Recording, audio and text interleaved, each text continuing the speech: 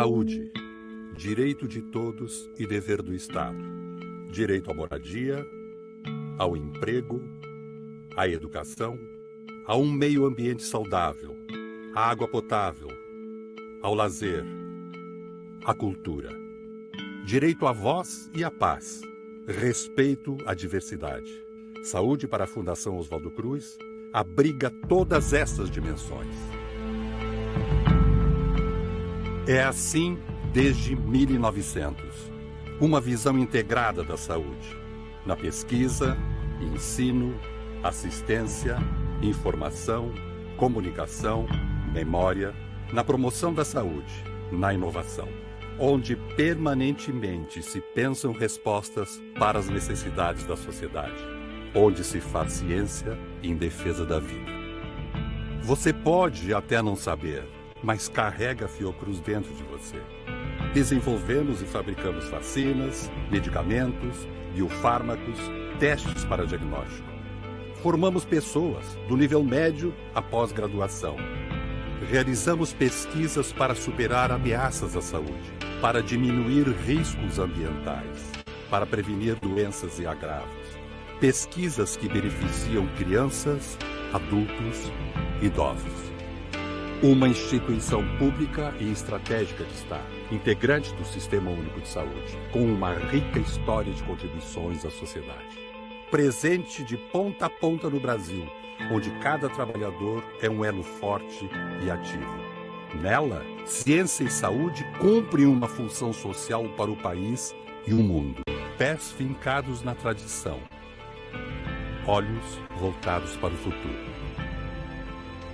Somos patrimônio da ciência e da saúde, da humanidade, do povo brasileiro.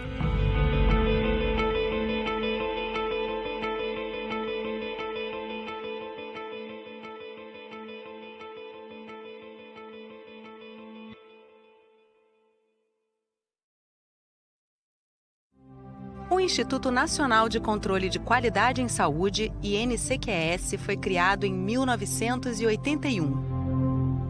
É uma unidade técnico-científica da FIOCRUZ que atua em áreas de ensino, pesquisa e desenvolvimento de tecnologias de laboratório relativas ao controle da qualidade de insumos, produtos, ambientes e serviços. Parte integrante do SUS, é elemento do Sistema Nacional de Vigilância Sanitária, atuando em estreita relação com a Agência Nacional do Setor, a Anvisa, laboratórios de saúde pública, vigilâncias sanitárias estaduais e municipais, entre outros entes.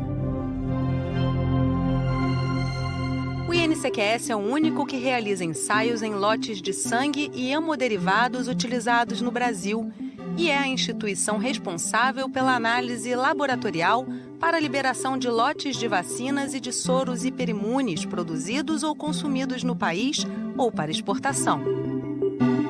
O Instituto também avalia reagentes para diagnósticos, conjuntos, artigos e insumos para a saúde e para a diálise, medicamentos, cosméticos, saneantes e alimentos, por exemplo, detecção de níveis de agrotóxicos de drogas veterinárias e de transgênicos, e analisa amostras relacionadas à saúde ambiental. Além da atividade laboratorial, o Instituto emite pareceres sobre questões técnico-científicas relativas à vigilância sanitária. O INCQS é acreditado pelo Inmetro em diversos ensaios laboratoriais e serviços de calibração, tendo um sistema de gestão da qualidade consolidado e eficiente. Inclusive, é pré-qualificado pela Organização Mundial de Saúde nas áreas de medicamentos e vacinas. Este é o Instituto Nacional de Controle de Qualidade em Saúde, na FIOCRUZ, contribuindo para fortalecer o SUS em benefício da população brasileira.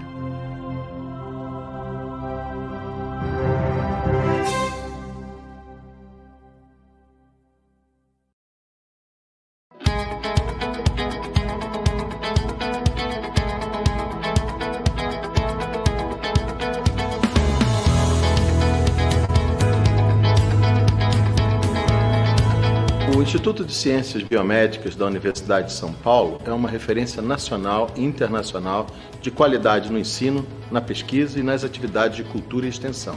Fundado em 1969, o ICB está localizado na cidade universitária, em São Paulo, com instalações em 8 prédios. Possui ainda uma unidade na cidade de Montenegro, em Rondônia, e um posto avançado em Cruzeiro do Sul, no Acre. O ICB está estruturado em 7 departamentos: anatomia, biologia celular e do desenvolvimento, farmacologia, fisiologia e biofísica, imunologia, microbiologia e parasitologia, os quais contemplam as principais áreas das ciências biomédicas. Nosso ambiente é multicultural e amplamente democrático. Aqui no ICB, valorizamos a conduta ética, respeitamos a diversidade, incentivamos a consciência crítica e capacidade criativa dos nossos alunos, funcionários e professores. Em meio a esse universo multidisciplinar, o ICB completa seus 50 anos com uma excelência consolidada e busca formar cada vez mais profissionais que produzam conhecimento e inovação, de modo a contribuir para o desenvolvimento da nossa sociedade. Seja você também parte do nosso Instituto.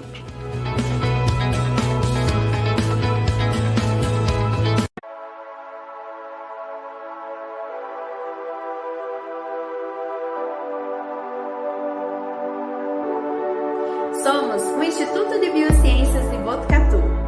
Somos 950 alunos de graduação, 400 estudantes de pós-graduação, 150 técnicos administrativos e 130 docentes. Juntos somos uma grande aglomeração. Aglomeração de trabalho, de pesquisa, de ensino, uma gigantesca aglomeração de conhecimento. E este ano nosso IBB faz mais um aniversário. Já são 57 anos de história. Mas esse aniversário é, sem dúvidas, não da forma como eu e você imaginávamos. Pois eu te pergunto, onde está todo mundo? Em meio a essa pandemia, fomos todos surpreendidos e de uma hora para outra transportados aqui para esse mundo virtual. Um mundo que a gente conhecia apenas como entretenimento, mas não era um mundo real para as nossas aulas, as nossas pesquisas e atividades de extensão. Até porque estávamos acostumados a conviver fisicamente, com os corredores, os departamentos, os laboratórios sempre cheios. E aí, fomos todos virtualizados e nada mais era como a gente conhecia. Dá a impressão que perdemos a nossa identidade. Mas, na verdade, nós fomos desafiados. E embora tenha sido muito difícil no começo, percebemos que temos uma imensa capacidade de mudar, pois criamos novas conexões e novas maneiras de nos comunicar. Aprendemos a aprender e vimos que somos resilientes. Cada um com o seu conhecimento, com sua dedicação, não mediu esforços para, num trabalho único, reconstruir o IBB que permanecesse além da sua estrutura física. Nós nos reinventamos. E nesse aniversário tão diferente, eu sei onde está todo mundo. Talvez nunca estivemos tão próximos. E com a certeza de que não importa qualquer outro desafio que nos espera, nós estaremos sempre aqui no IBB. Parabéns a todos nós. Nos dedicamos a ensinar, a inovar e a transformar por meio da ciência e da atuação social responsável. Essa é a missão, há 45 anos, da UNESP, a Universidade Estadual Paulista. Uma jovem instituição, com 34 unidades em 24 cidades do estado de São Paulo, 22 delas no interior, uma na capital e outra no litoral, em São Vicente. Essa ampla presença garante ensino de qualidade para mais de 50 mil alunos da graduação à pós-graduação. Estamos entre as universidades que mais produzem ciência no Brasil e temos orgulho de dialogar com as comunidades e compartilhar o resultado do nosso trabalho. Falar da Unesp é falar de todos e todas que ajudaram a tecer essa história, em prol de um ensino público, inclusivo e de excelência. Trabalhamos diariamente para criar soluções e equipamentos para a comunidade científica, contribuindo com o avanço da pesquisa biomédica latino-americana. Nossa missão é maior do que somente fornecer equipamentos. É proporcionar segurança com atendimento de qualidade e, principalmente, com muito respeito e atenção.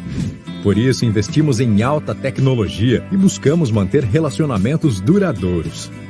Nosso compromisso é ser um parceiro confiável que compreenda as necessidades, a realidade e as condições de cada cliente para assim oferecer a melhor solução sempre. Entendemos os benefícios da pesquisa científica para a humanidade e isso nos estimula. Se hoje temos melhor qualidade de vida, maior longevidade, se vencemos um câncer ou fazemos uso de um remédio para dor de cabeça, é porque o avanço da pesquisa biomédica nos permite. Confiamos no trabalho dos pesquisadores, na ciência e na comunidade científica. E nos orgulhamos em fazer a nossa parte. Assim como você, somos apaixonados. Ciência é o que nos move, porque para a Alesco, pesquisa é para a vida.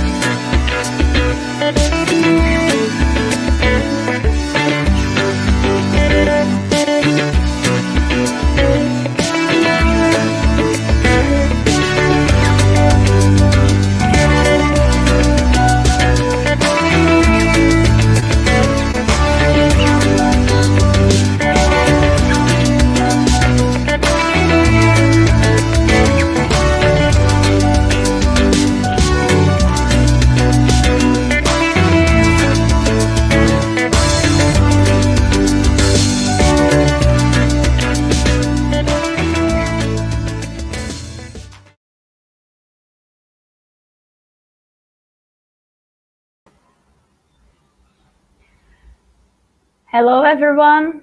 Today is our last day of our webinar. Good morning, good afternoon, and good evening, depending from which part of the world you're watching us. My name is Natalia Feitosa from the Federal University of Rio de Janeiro, together with Renata Medeiros from FIOCRUZ. Hi, everybody. Hi. We would like to remind you that our link for the certificates will be available after the last talk of the day. And we would like to introduce our first speaker of the day, Dr. Julia Hatzold from University of Cologne, Germany. Dr. Hatzold studied in Munich, and then she did her PhD in the lab of Barbara Conrad, back at that time at Dartmouth, Hanover, USA. For this, she worked on the regulation of apoptosis and as asymmetric cell division during development of C. elegans. Still interested in development for her postdoc, she then switched to zebrafish and joined Professor Matthias Hammerschmidt's lab. There, she is interested in the development of the epidermis using zebrafish mutants and has especially focused on early tumorigenesis in zebrafish embryos. Dr. Hatzold has published great papers, including eLife. And today, Dr. Hatzold will present the talk named The Impact of Hypotonic Stress and Polarity Defects on Tumorigenesis in Zebrafish. Thank you very much, Dr. Julia Hatzold. And yeah, you can start your presentation. Thank you very much for receiving our invitation, accepting our invitation. Yeah, thank you very much, Natalia, for this nice introduction and for inviting me. And yeah, so I'm working in the Hammerschmidt lab, and we are interested in development, especially development of the epidermis. And I would just like to start with introducing you to our model that we use. So what you can see here is a just 2-day-old zebrafish embryo. And already at 2 days, this embryo has developed most of all of the major organs. And it is surrounded by 2 layers of epithelial origin, which comprise the epidermis. And this is shown here in a cross section. So there is an outer layer called the peridermal layer, which is marked here with a transgenic line expressing GFP. And this is surrounding the embryo, and their underlying layer is here marked with RFP. These are the basal keratinocytes, which are P63 positive. So P63 is a transcription factor that is a master regulator in epidermal development, not only in zebrafish, but it's also like in mammals. So here I just want to show you a schematic representation of this 2-layered epidermal structure in embryos. So basal cells sit on top of a basement membrane. So this basement membrane separates the epidermis from the underlying dermis, which is high in ECM and at that stage still acellular. And then the embryo is sealed from the environment by the peridermal layer. And here tight junctions play an important role. So they're sitting on the peridermal layer to seal the embryo from the environment. Basal cells and peridermal cells are interconnected by known cell adhesion complexes like desmosomes and adherence junctions. So in here, I just want to point out that adherence junctions contain ecdyterin, and so you can find ecdyterin at cell borders of basal cells and peridermal cells.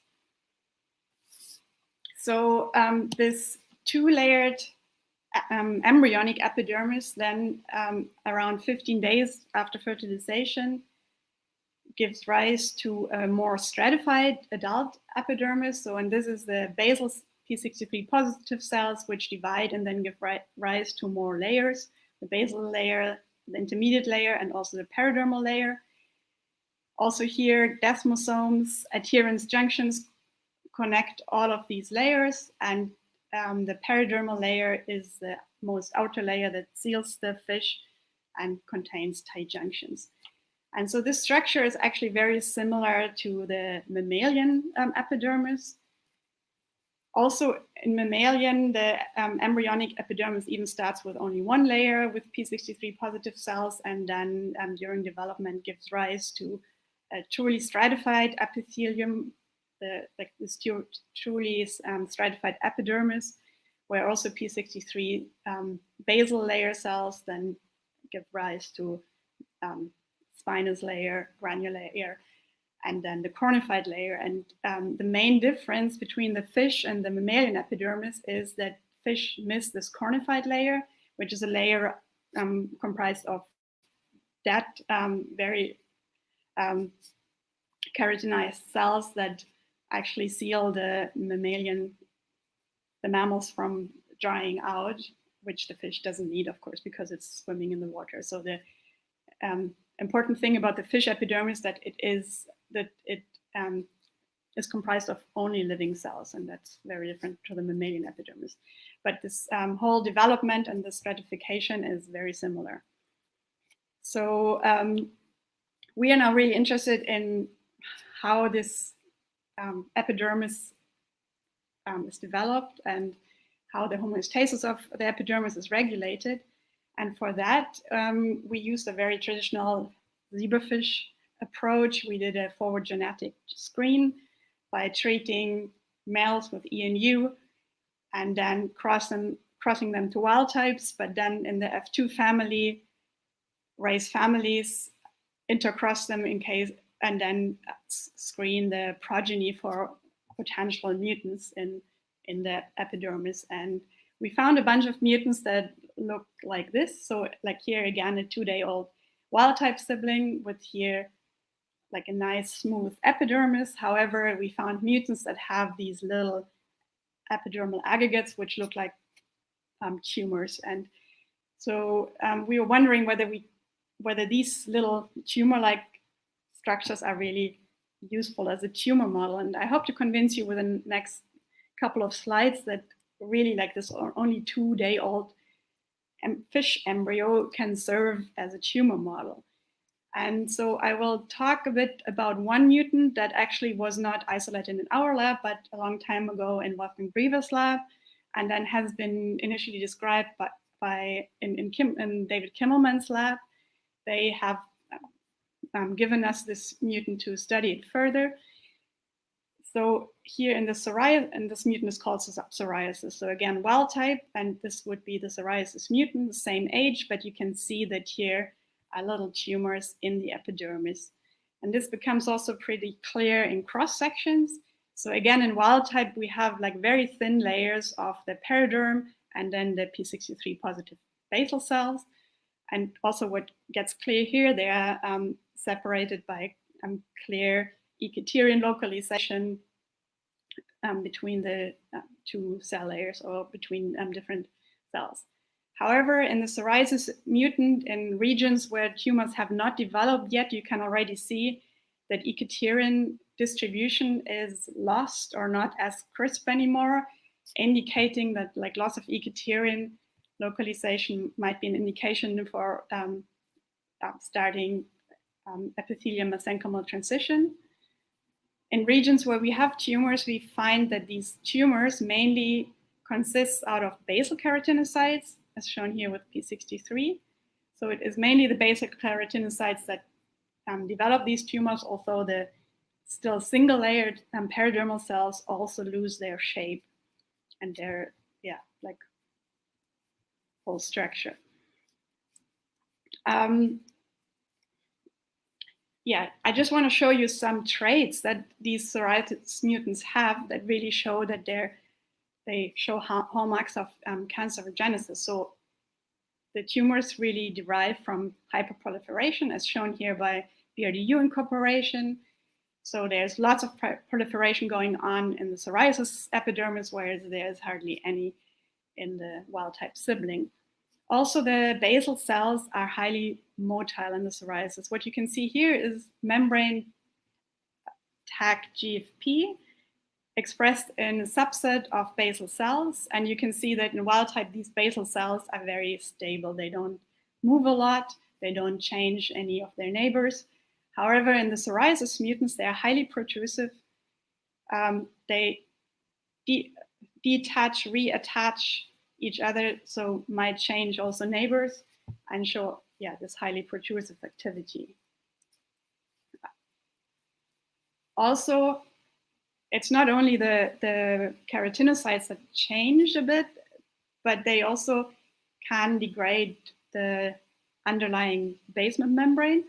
So what you can see here in red is a laminin staining. In wild type, there is a continuous sheet of the basement membrane. However, in the psoriasis mutant, just below tumors, the basement membrane gets degraded. So there are really big holes in the basement membrane, and the underlying extracellular matrix here shown with collagen staining also gets degraded. So meaning that these tumors really have the potential to degrade the basement membrane.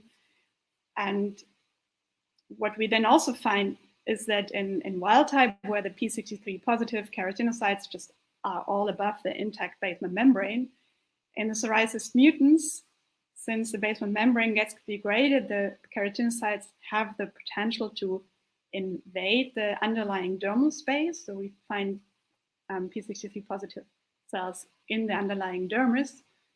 And this is only like 1 day after the tumor had formed. And using lineage tracing approaches, we even found cells derived from the epidermis in the psoriasis mutant within deeper tissues of the embryo, showing that they have really a truly migratory behavior.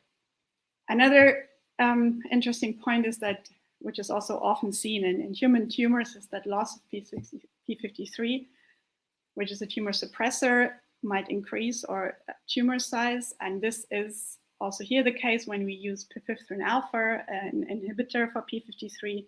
Tumor sizes just below the basement membrane are greatly enhanced.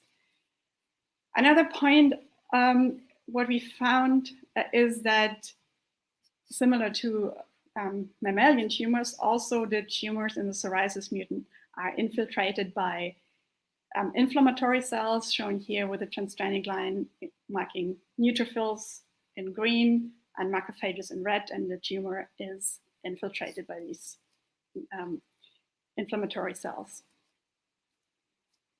So with that, I hope that I can convince you that the zebrafish mutants really serve as a model. So they develop tumors at embryonic stages already, and if you think about it, that tumors, human initiation and progression is like often caused by really like a reactivation of cellular programs and signaling pathways that already had been active during embryogenesis.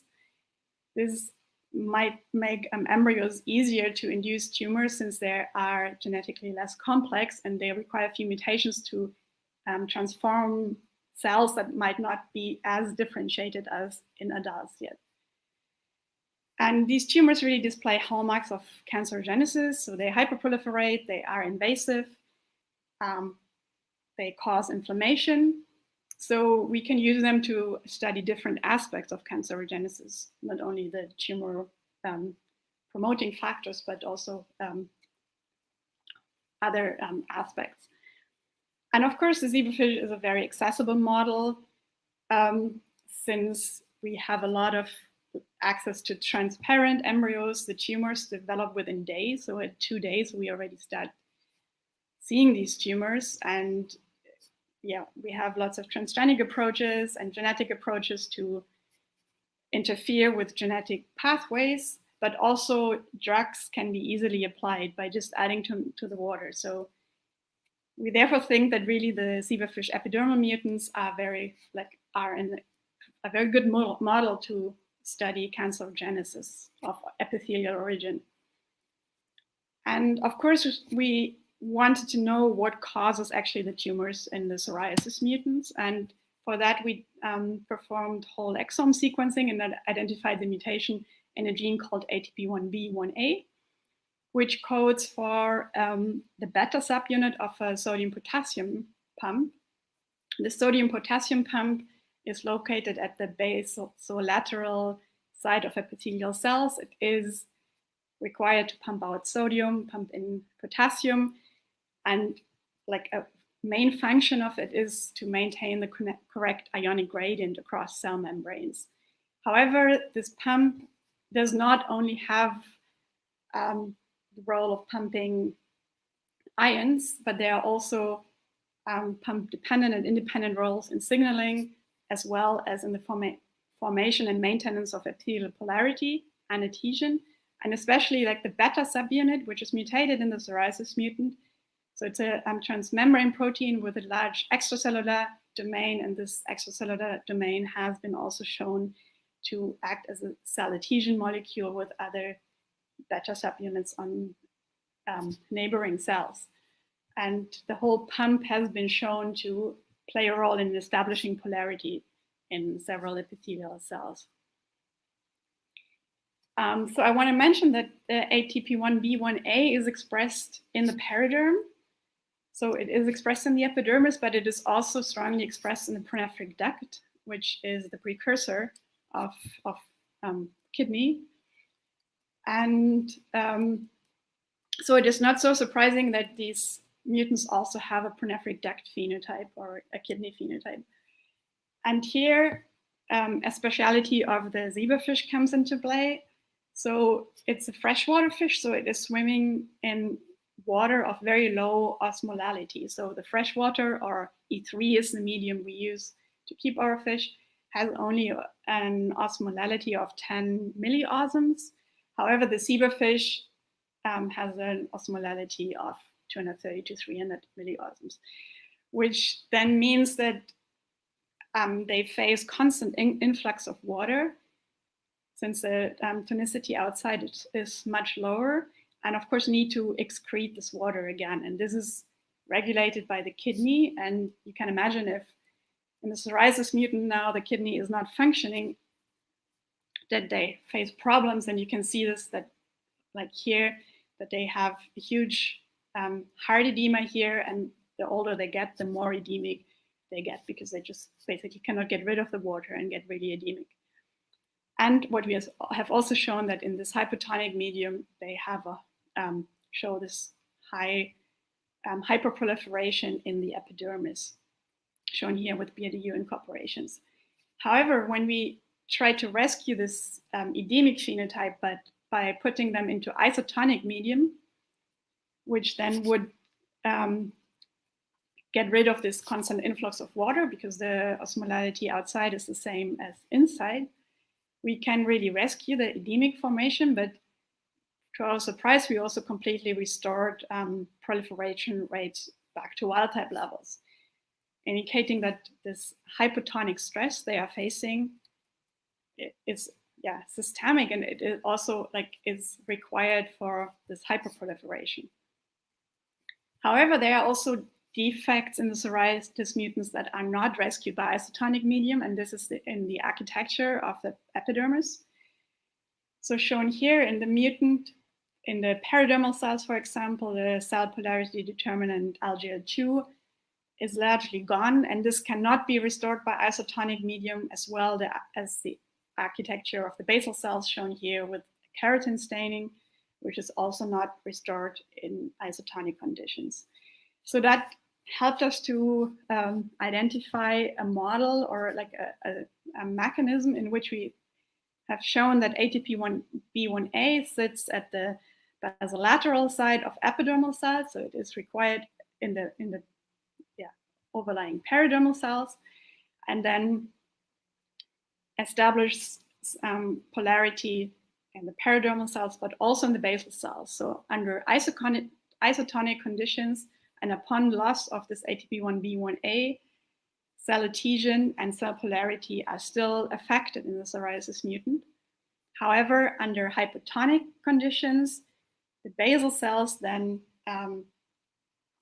start forming these tumors. And we also have deciphered the pathway that leads to these tumors. So upon loss of ATP1B1A in the periderm and in the kidney, polarity defects in the epidermis and systemic hypotonic stress arise, which then leads to the upregulation of PAKT, as shown here, in basal cells. And this is due to PI3 kinase signaling. And it also leads to upregulation of phospho-S6 ribosomal protein, which is a downstream target of mTORC1 signaling. And we also see upregulation of NF-kappa B signaling, shown here with a GFP reporter line. We also found upregulation of MMP9 expression, which is basically not present in wild-type, but in psoriasis transformed keratinocytes, MMP9, which codes for a matrix metalloproteinase,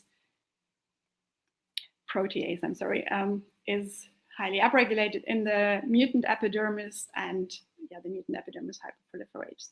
So this pathway shows that PI3 kinase signaling acts through AKD, mTORC1, NF-kappa B to induce the expression of several genes that then induce hyperplasia and invasiveness. So we are wondering whether this hypotonic stress is also affecting some of our other epidermal tumor mutants. And one of them is the Hy1A mutant, which shows similar epidermal tumor formation in the, at embryonic stages. And here what we found is that under isotonic conditions, the effect of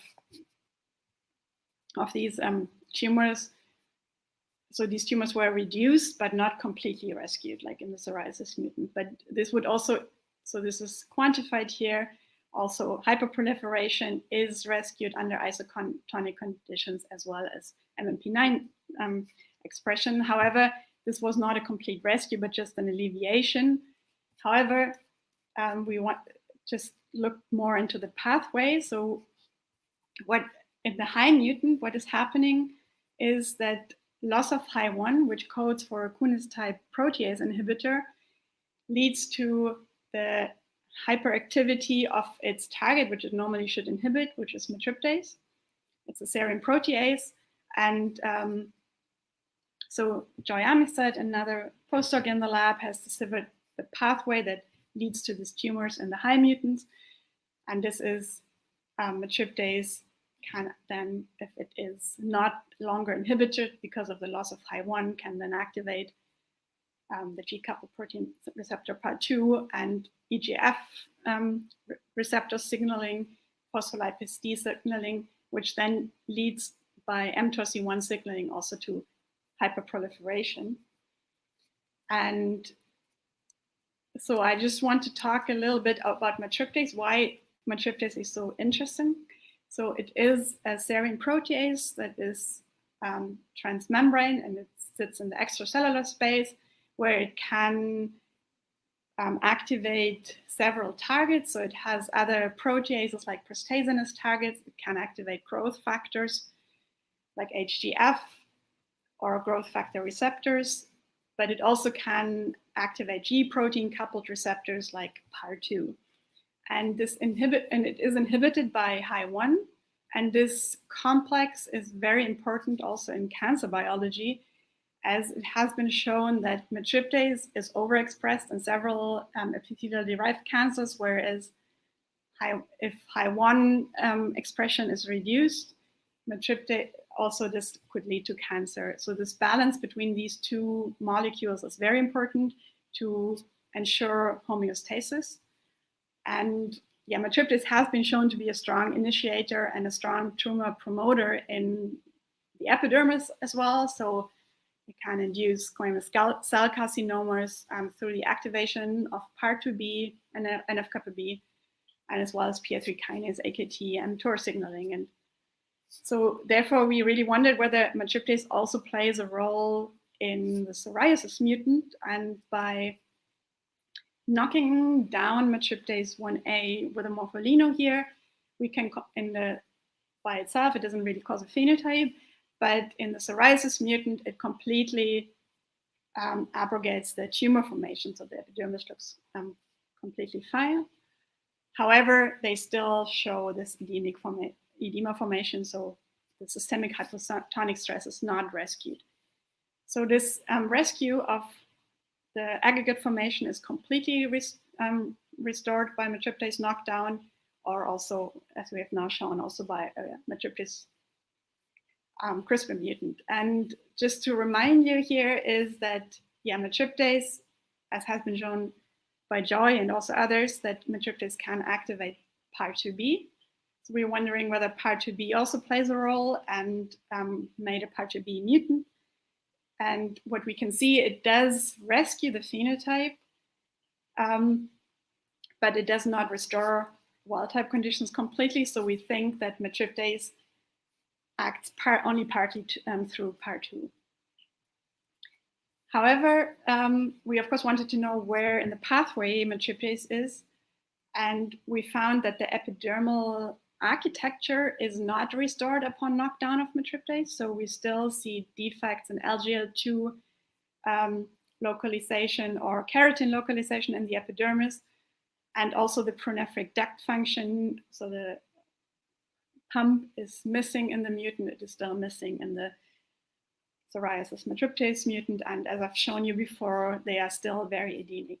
So, which puts matriptase downstream of the polarity defects and the hypotonic stress. But what we have seen is that upon loss of matriptase, PAKT levels get restored back to wild type, as well as PS6RP levels, NF-κB levels, and also the hyperproliferation is completely rescued, as well as the MMP9 expression, which puts matriptase in PAR2 upstream of our previously identified pathway that induces the tumors. And so the next question we had is like how polarity and defects and hypotonic stress can lead to like an aberrant activation of matriptase, which then in turn induces epidermal hyperplasia and MMP9 expression. And for that, I just also want to remind you that the ATP1B1A gene is required only in the periderm and can in the periderm influence both periderm and basal cells. And it is the basal cells, however, that then transform and activate this PI3 kinase AKT mTORC1 pathway. So we're wondering where matriptase is acting, like whether it's also acting together with ATP1B1A in the periderm or in the basal cells. And for that, we used an approach that is also easily done in Zebrafish, where we can create mosaic embryos by transplanting GFP positive cells from one embryo, which is specific genetic background, into a non-labeled host, and then can follow these GFP positive cells that have a different genetic background like the host. And so we created mosaic embryos in which the host was matriptase positive, but lacked ATP1B1A. So these basal keratinocytes do express MMP9, and we are wondering if we now transplant a matriptase 1A deficient cell into this epidermis, whether this now also expresses MMP9 or is not able to express MMP9 anymore. And we also did it vice versa by transplanting a matriptase positive cell into a matriptase deficient host, so the matriptase 1A, ATP1B1A deficient host. Here, basal cells do not express MMP9 anymore. So we're wondering what happens to these transplanted cells. And we found that if the host is ATP1B1A minus, but matriptase wild type, all basal cells express MMP9, no matter whether they have matriptase or do not have matriptase, as here. And on the other hand, if the host is ATP1B1A minus matriptase 1A deficient, none of this basal cells express MMP9, neither the matriptase 1A deficient, ATP1B1A deficient cells, nor the matriptase positive cells, which really implies that matriptase is not required in the basal cells, so most likely in the peridermal cells, and as it is more challenging to transplant peridermal cells, we used a different approach to test that. And so what we did is that we used a paraderm GAL4 driver, which drives GAL4 only in the paraderm, and then an UAS GFP matriptase 1A transgenic line, so that we could specifically express GFP matriptase 1A in the paraderm. And what you can see here is that in a ATP1B1A morphin, all basal cells express MMP9, as shown before, and this is rescued by the together with the knockdown of matriptase 1A. So there's no expression of MMP9 anymore. And if we now, using this transgenic approach, reintroduce matriptase into the paradermal cells, we found MMP9 expression in the basal cells again. And this led us, really led us to think that matriptase within the paradermal cells can signal to the basal cells to induce this PI3 kinase pathway with a readout of MMP9. And so we have also done RNA-seq analysis and found that matriptase and also its inhibitor are not regulated at the transcriptional level. So there is no change. So we're wondering what makes matriptase now act in the paraderm, and looked at the localization of matriptase by mosaically expressing GFP matriptase only in the paraderm. And what we found is that, as expected, matriptase localizes mainly to the lateral domains of these paradermal cells, as seen here in the orthogonal view. There's a little at the basal side as well. However, in the psoriasis mutant, we found stronger basal localization of matriptase in the paradermal cells, and this is quantified here. So there's a shift in the ratio of basal to lateral matriptase in the psoriasis mutant, and a similar observation is made when we knock down LGR2, which is an epithelial cell polarity determinant. So we think that the compromised epithelial polarity in the psoriasis mutant leads to a shift of matriptase towards the basal side. And so that would lead us to the model in which we think that in the psoriasis mutant, matriptase, which is mainly localized at the lateral side, gets redistributed more to the basal side, where it then might be in contact with targets on the basal cells, like PAR2B, and activate them so they can activate this PI3 kinase pathway to induce MMP9 expression. But we're also, since we also need this systemic hypotonic stress to induce the pathway, we're wondering how, together with these polarity defects that act on matriptase localization, how the hypotonic stress can influence matriptase activity.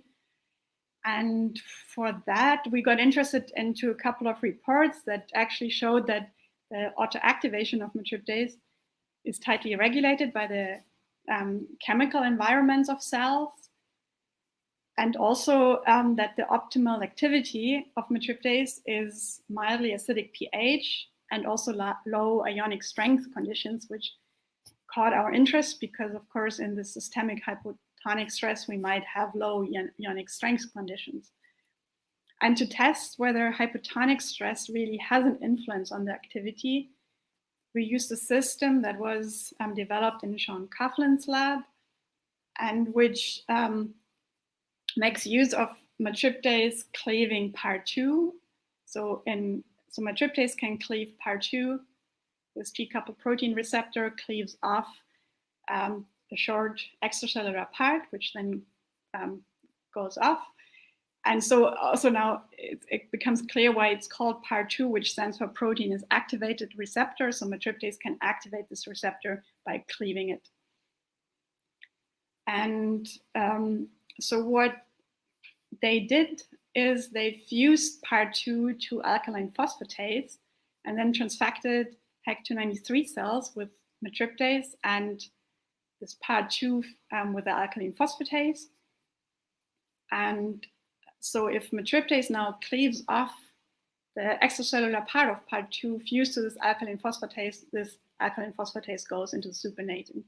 And then you can test the supernatant for activity or of alkaline phosphatase by a luminescence test.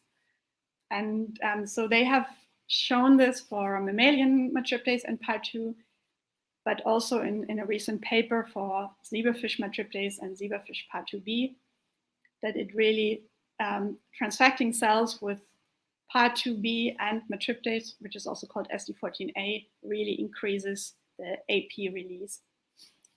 And so we use this system to test now for different ionic conditions or hypotonic conditions. So what we did is we transfected cells with PAR2b and matriptase, and indeed they show more luminescence than only transfected with PAR2. And so this is done by here 320 milliosm, which are isotonic conditions. But if we decrease the tonicity, the release of AP gets higher. And this is also shown here with the ratio from like isotonic conditions at 320 milliosms to hypotonic conditions, like the less tonic tonicity there is. So with 150 milliosm, it's 4 times as active, which clearly indicates that it is that hypotonic stress can activate matriptase, and polarity defects can also have an influence on matriptase. So the idea is that the polarity defects were act on the localization, whereas the hypotonic stress works on the activation of matriptase. And we are wondering whether this is specific to the psoriasis mutant or whether also other means of interfering with polarity and hypotonic stress can activate matriptase and lead to tumor formation. And so for that, we use knockdown of LGL2, the gene I have mentioned a couple of times before, which is a regulator in epithelial cell polarity, and it already has been shown that is required also for epidermal integrity in the zebrafish. And then to introduce hypotonic stress, we made use of knockdown of the transcription factor PAX2A, which has a role in the pronephric tubule differentiation and patterning. So upon loss of PAX2A, the pronephros does not develop properly. And so what you can also see here, they get very edemic. So they look very similar to the psoriasis mutant in terms of this hard edema. And then indeed, when we inject either LGL2 alone or PAX2A morpholino alone, we do not see any epidermal defects. So LGL2 alone at 2 days does not cause any phenotype yet.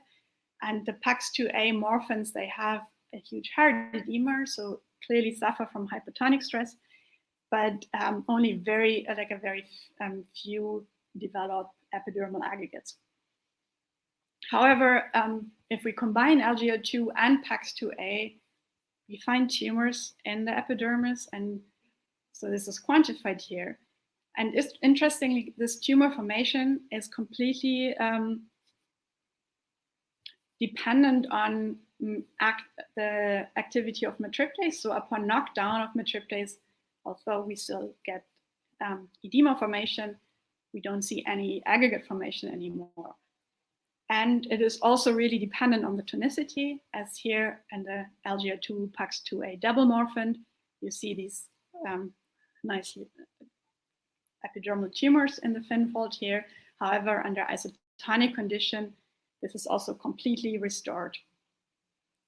And similarly to this, also MMP9 is up under hypotonic conditions, although under isotonic conditions or upon loss of matriptase 1A, the MMP9 expression is completely gone.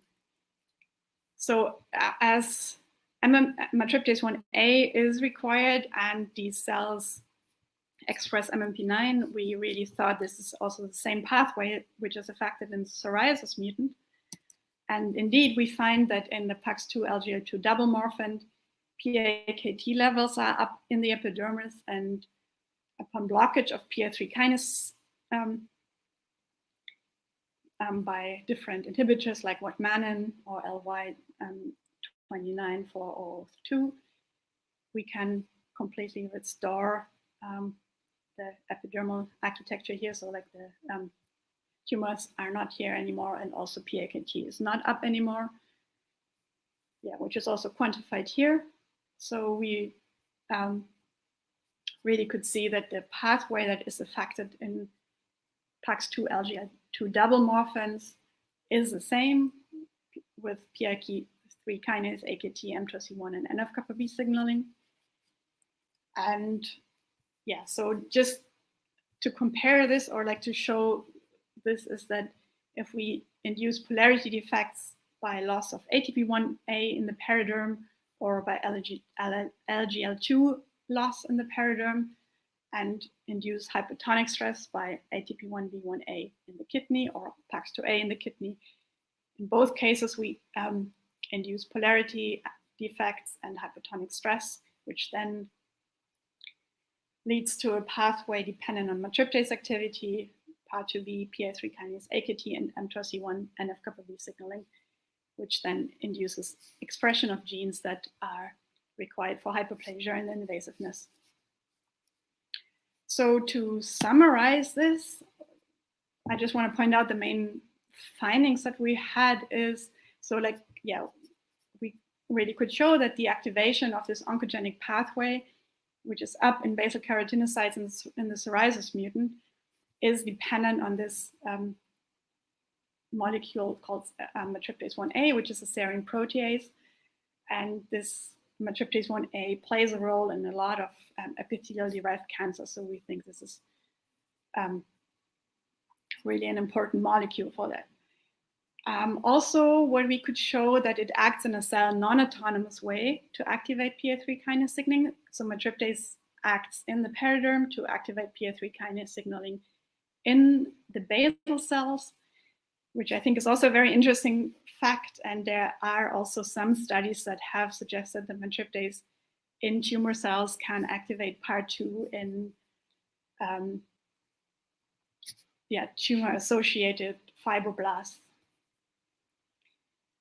And also, it is what we have shown is that really polarity effects in combination with hypotonic stress can aberrantly activate matriptase 1A, so that it is really this combination. And then what I find also very interesting is that when we compare the psoriasis mutant to the high 1A mutant, we can really show that aberrant matriptase activity can lead to the induction of different pathways in the zebrafish epidermis. So in the case of the psoriasis mutant or the LGL2 PAX2A double morphin, it is hypotonic stress and polarity defects that activate matriptase, and this activates a PI3 kinase dependent pathway, whereas in the high 1A mutant, matriptase is activated by the loss of its inhibitor high 1A and then acts through a completely different pathway. And I think this is also a very interesting point to see that the site and the mode of activation of this serine protease might be important to see what are the downstream pathways. And this could also explain why in many cancers matriptase is up, but the outcomes are also different. And yeah, so with this I come to the end, and I just come to the end with acknowledging people being involved in the work. First of all, of course, I want to acknowledge my supervisor, Matthias Hammerschmidt, and all the current and past lab members. And here, like, these people have been especially involved in the project, and also some other people from Cologne and people from outside Cologne for providing reagents. And yeah, with this, I thank you for listening. And if there are any questions, I'm happy to take any questions.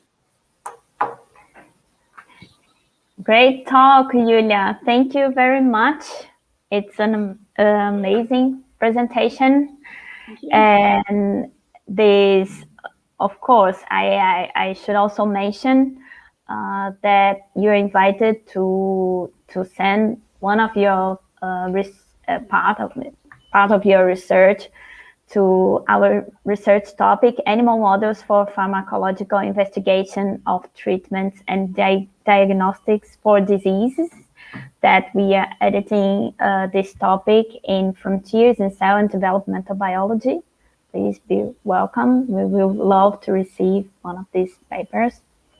And also the audience who is interested in working with animal models would like to share your research with the world. You're free to, you're welcome to submit papers to that. So then we will start our the part of questions. We have several questions here. The first one is from Said Mansour Moshed. He said he enjoyed the talk very much, and he's asking, is zebrafish hypotonic stress tumor formation situation relatable to human skin tumor formation phenomenon?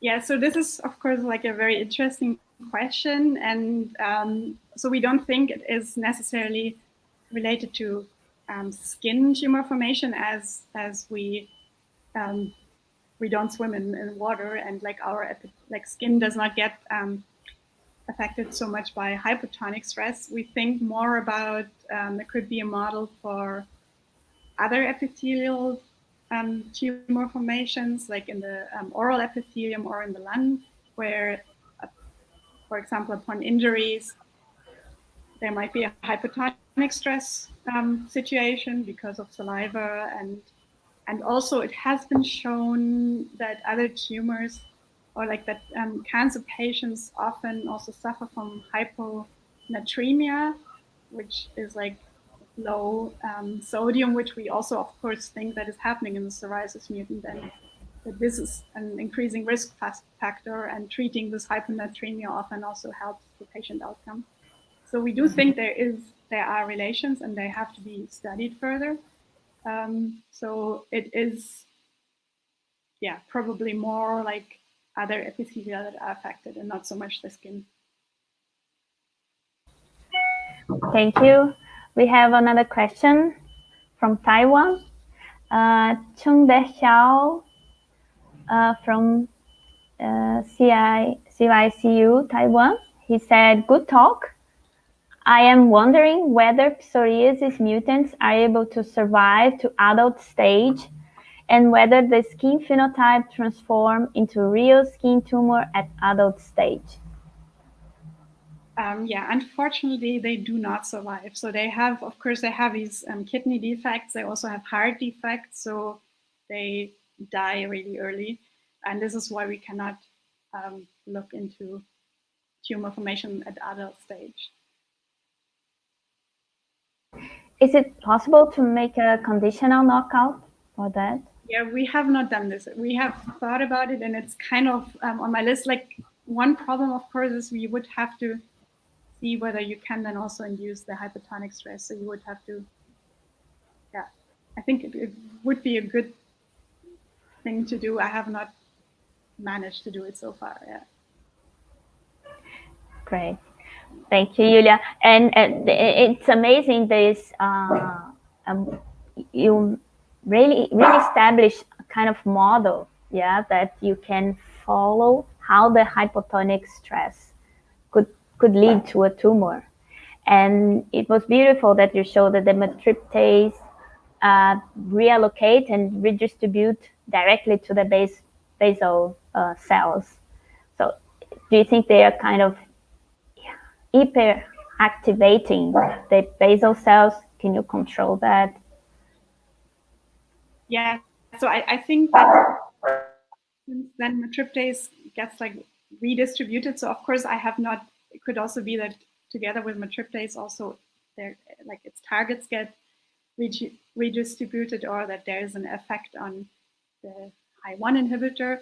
But so since matriptase is required in the periderm, but the basal cells then transform, and it's the basal cells which activate this pathway. I think it should be really like that matriptase is activating or acting on in a cell non-autonomous way to the basal cells. Right, before we follow to the next question, can I make one more? Is it because you show that you start a tumor formation? Can you also stop it later, or once it's formed, they are totally out of control? So I try to stop the tumor formation by putting them into the hypertonic medium much later, so after they have started, and they do not stop. So I think once they are transformed, they continue. Amazing. It's a kind of epigenetic control. Chung Der Chao is asking, how about genome stability in psoriasis mutants? Any lagging chromosome or mitotic division defect? I think so. I have not looked into in much detail, but we found that there is DNA damage going on in these mutants here. So I have not really studied it so far, but we see DNA damage. Okay. Thank you very much for your presentation and answering the questions. It was an amazing topic. And I would like then to follow to the next questions. Who is interested, maybe could contact Julia Hatzold to further questions or maybe collaboration. Yeah. Thank you very much, Julia. Dr. Hatzold, that should be formal, yeah, for this presentation. And now we follow to Professor William from Springer Nature. I think. Hey, good morning. Good morning, Professor William. I think Rafael is going to present you. Yes, I think so. If we don't hear from him, I could just launch in. Oh, there we are. Yes, yes. Yeah. Thank you very much for joining our webinar. Hello, William. Thank you very much for for taking your time to being with us this morning in Brazil. Yeah. So I would like to introduce William Lamsbach. He's a senior editor for neuroscience at Springer Nature in New York, and he will talk for us about the Springer Nature and which was one of our sponsors as well. So welcome, William Lamsbach from Springer Nature. Thank you very much for your presence. Sure, it's my pleasure. Thank you for allowing me to be part of your presentation. I'm not a professor. I'm not a researcher. I'm a publisher, and I'm the neuroscience editor at Springer Nature, based in New York. And I just wanted to take a few minutes to offer the presenters of the meeting and the attendees at the meeting an opportunity to think about working on a book at some point. I don't know if you've ever done that, but if you're thinking about it, if you might think about it in the future, it's something I'd welcome the opportunity to talk with you about. I think it still is, book publishing, a place where you can have an impact on the field, and I think it can be a rewarding opportunity. I should mention that Springer has a long connection with Zebrafish. We publish, at this point, 15 books specifically on zebrafish, anatomy of zebrafish, cancer and zebrafish. We have a book just on the retina of the zebrafish. So it's a topic that we're interested in. So if you're currently thinking about zebrafish as a result of this meeting and you'd like to do another book on that topic, we'd be happy to consider it. And even though I am the neuroscience editor, I work with all the other editors. So we publish in clinical medicine. We publish in almost every area of the life sciences. So if you have an idea for a book, if you just like to talk about a book, I'd be very happy to either specifically talk about that book with you myself, or I could also pass it along to other editors, the appropriate editor at Springer who's interested in that area. What kind of books succeed in the medical marketplace and the science marketplace these days? It's still core topics. People are still interested in emerging areas, say in Alzheimer's disease, say in the neurobiology of autism. We've had success doing books in neuroscience on key structures and concepts. We recently did a book on prions that did particularly well. Hot topics, emerging topics in the field are areas that we're interested in. And also of note, books on conferences, books that are based on conferences and symposium, because the conferences themselves have a following to start off with. Books based on that conference tend to be popular as well. When I talk to people about print books, people tend not to be too excited anymore just because print books aren't selling as well as they once did. And even though that's true, the combination of print books and download ebooks has been very successful. We still do print books. We market them online. We market them through Amazon and other sellers. We have a very strong international marketing component. We do a lot of online advertising through social media, through our independent sellers in this country, the US, and throughout the world. So print books still sell, even though they don't sell the way they once did. What does particularly well for us are downloads. So I'm working on some books now, recently published books, in which the sales of the print book itself has only been maybe 200 copies. But the combination of print book and online sales has been particularly well. I've had a book that sold maybe 200 copies as a print book, but it's had about 25,000 online downloads. So a lot of our business model now has been working towards selling print books as well as the downloads, the online downloads. Our customers are now often libraries as well. So we will sell, for example, all of our neuroscience books and journals, or maybe all Springer books, to a library or a department or other institution. And then that library will in turn make the content available to all the members of that university. So again, our business model has changed towards selling to larger universities and to libraries. So the customer has sort of changed quite often from trying to sell individual books to individuals as to selling our whole corpus of journals and books to a library. And that's been a very successful model, and it's helped us to get quite a lot of online downloads. So where in the past an author would do a book in order to see that book, the print book, sell and succeed, that's kind of changed a little bit.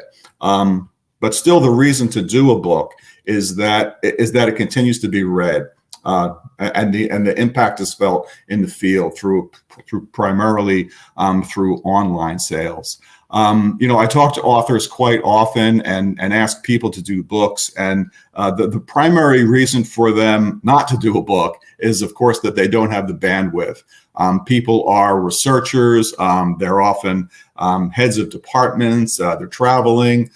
They have papers to do, so they really don't have time to do a book. And for me, that's the primary challenge, is trying to get people to be interested in a print book, online books, and yet they really don't have the time. So one of the things that we've tried to do is that we've added staff in order to try to help authors with that process. These days, for the most part, there aren't very many people doing individually authored books these days.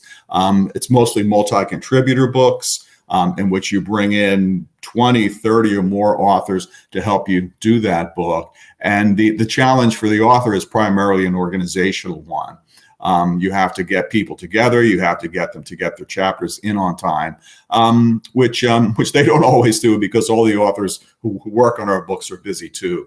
So we've added staff to try to help with that process. So once the author begins work on the book, he or she informally lines up and gets informal agreements from the contributors who are going to work on that book. And then the author provides their contact information to Springer.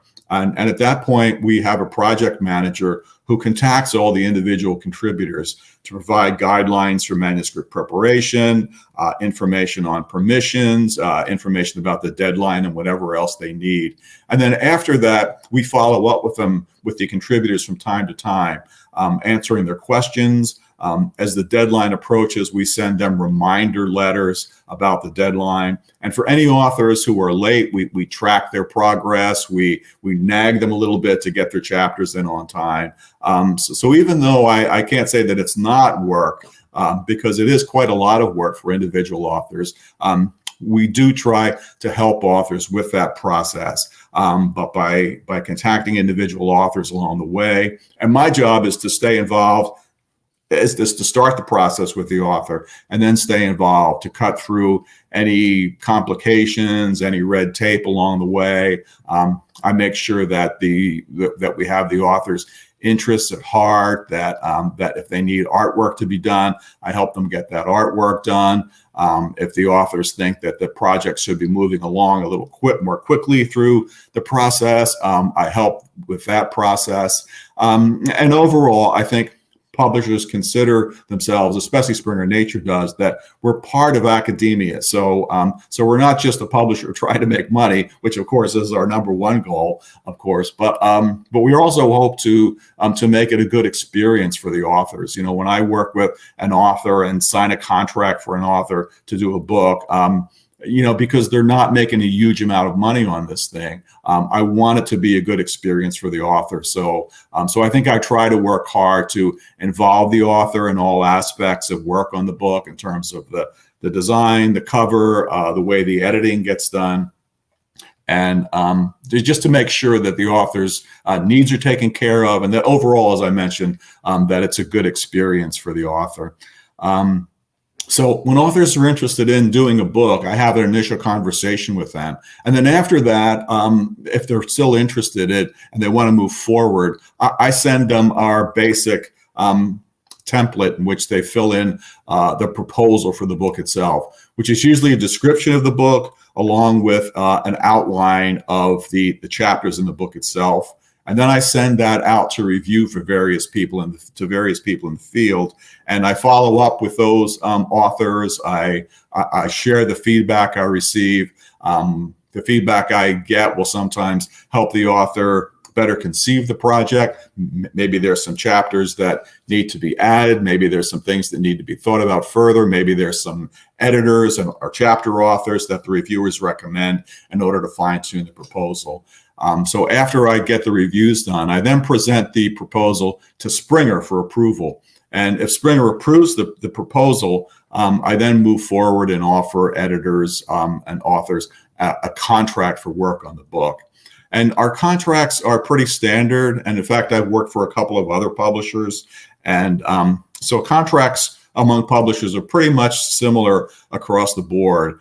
There's a lot of basic contract language in there, but basically it asks the author to do a book by a certain deadline, and the publisher agrees to pay a royalty. The good thing about contracts is that publishers are very flexible with contracts. We usually start off by asking authors to complete the book in about a year's time from the start. But if you get to a point where it's 7-8 months in and you think you're not going to have it completed by the deadline, if you just inform the publisher about that, they're very happy to work with you on that situation. Most of the books for which I sign contracts, the authors don't get it in quite on time. They usually needed a little bit of extra time because there are sometimes 30 to 40 authors and they don't all get their chapters in on time. So we don't really expect books to be done on time these days, but we do work with authors as the deadline approaches to make sure that if there are delays, that the delays are a month or 2 months as opposed to delays of a year. So again, we are flexible on that. And the other question I get quite often is there any money to be made in it? In the old days, before electronic publishing, the royalties were based on print books, and usually an author would be paid 10% of the price of the book for each copy sold. And for quite a while, that worked out okay, and it was a good situation for the author, since print books were still selling pretty well. But now, as print books have declined and there's more online purchase of books, that old system of royalties isn't working anymore. So the way that we've worked it now is, instead of waiting to see what the book sells, how well it does in the marketplace, we pay authors a royalty upon the publication of the book, and it's based on the number of pages of the book. So that's the sort of situation that we work with authors on as the project develops. And so as we move forward on the contracts, we discuss the contract in general. But actually, before I send you the final contract, I work through it with you and explain all the basic features of the contract to make sure that authors are happy with the contract and there's nothing in there that concerns them or that they have any issues with. So those are the basics from my perspective on how to do books. The other question I get quite often is, how do you disseminate and how do people read this? And are these books available on PubMed? And some of our books are available on PubMed. We have a number of series, and we actually have a couple in neuroscience that are available on PubMed. So they're just like journal articles. They're listed in PubMed and Google Scholar and Scopus and other sources. So, and for those books, we put them in a specific series. And if the series editor approves it, then they appear in those series and they're available on PubMed. So having books available on PubMed is more attractive to the main authors of the book. And it's also more attractive to individual contributors who will more readily agree to do a book if it's going to be widely available. So as I said, if you're interested in working on a book, or if you just have questions about it, if it's something that you're thinking about doing at some point, either now or in the future, I'm very happy to discuss it with you at any time. Editors quite often are just sitting in our rooms looking at manuscript and looking online to do research, and yet our jobs are to get books out there for audiences and for researchers. So what we really need to do is to get out and speak to people in the field. And during the pandemic, of course, there wasn't much of an opportunity to do that. So that's why I appreciate being involved in this presentation, that I get to speak with people in the field and to find out what they're looking for in terms of new content and what they're looking for in terms of new books.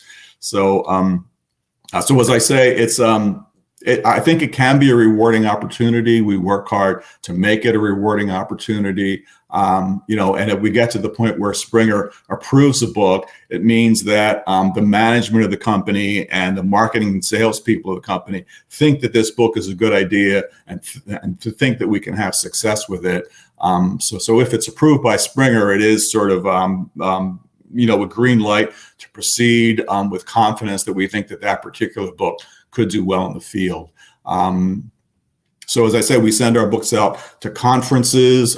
We do a lot of marketing for the book, and especially electronically, because the whole world, I think, in terms of information being disseminated, is moving towards online, and all of our salespeople and all of our marketing people now are much more geared towards making sure that books are seen online, as well as the print book. It is still nice to hold the book in your hands, so we still also do print books in addition to the online, and authors also receive print books as part of their contract. Individual contributors who work on the book also receive individual copies of books. So we're very happy to work with authors and to make sure that it's a good experience for them. I'd like to just give you my information for a moment. Let's see. Looks like I'm not quite able to do it, but anyway, if you'd like to contact me about the book, you can contact the meeting organizers, excuse me, or contact me directly. My name is Bill Lamsback, so formally it's William Lamsback, as you see on the screen, and my email address is william.lamsback@springer.com. So I'm just going to type it in here, so I think you can see it. William.Lamsbach at springer.com. And if you'll contact me, I'll be very happy to talk with you about any subject that you like. If you have book ideas, if you'd like to write a book yourself, if you'd like to recommend other people to write books, or if it's just informational, something maybe you'd like to talk about, maybe somewhere down the road you're thinking about doing a book.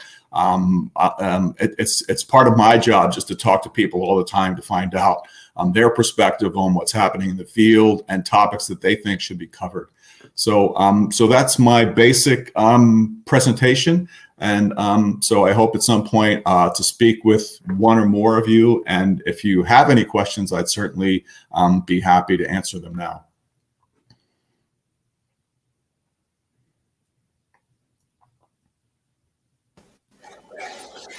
Thank you very much, Dr. William.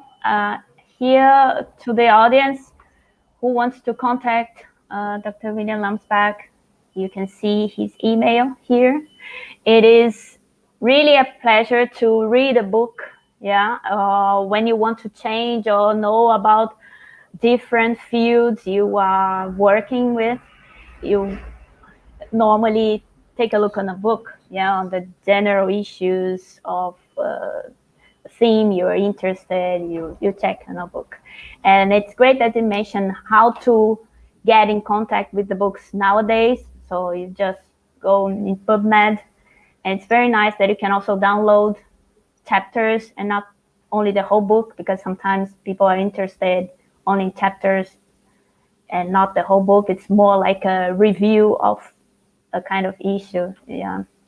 And if anybody has a question to William Lamsbach, you can type in also in our chat in YouTube. And you can see his email here, william.lamsbach@springer.com. Thank you very much for being here, Dr. William. Thank you. Thank you. I enjoyed it and appreciate it. And again, thanks for allowing me to be in your presentation. Thank you very much. If this would be if we would have a Congress and a presential one, if we would maybe try to make a contest to have a book to one of the people from the audience, but it being online, maybe we can do it for our next webinar, hopefully. Yeah. A lot of our most successful books have come from conferences, because you might have hundreds or thousands of people attending the conference, and therefore they're very interested either in the book or, as you said, just as a chapter in the book. We've gotten to the point now where we also sell individual chapters or make individual chapters online, and not just the book, because people aren't always interested in buying an entire book on a large subject and paying a lot of money for one specific book, but they might be interested in certain chapters. So now we make certain chapters available as well as the whole book. Yeah, and one question, you can also release, for who wants to publish, you also can release the book in pieces. Yeah, you can release chapters and not the whole book at once. Yeah. Yes, there are some books that we have in which we release the entire book at once, but we do have other projects, especially large books. So if you have a book with 50 chapters or more, as a publisher, we don't want to wait till we get all those 50 chapters to do the book. So we publish the individual chapters as they appear, and then when everything's done, then we print the book as a print book, and it's all completed. But yes, we do have books in which we print, in which we bring out individual topics and chapters one at a time. Okay, great. Thank you very much for your presence and talking a lot about Springer Nature.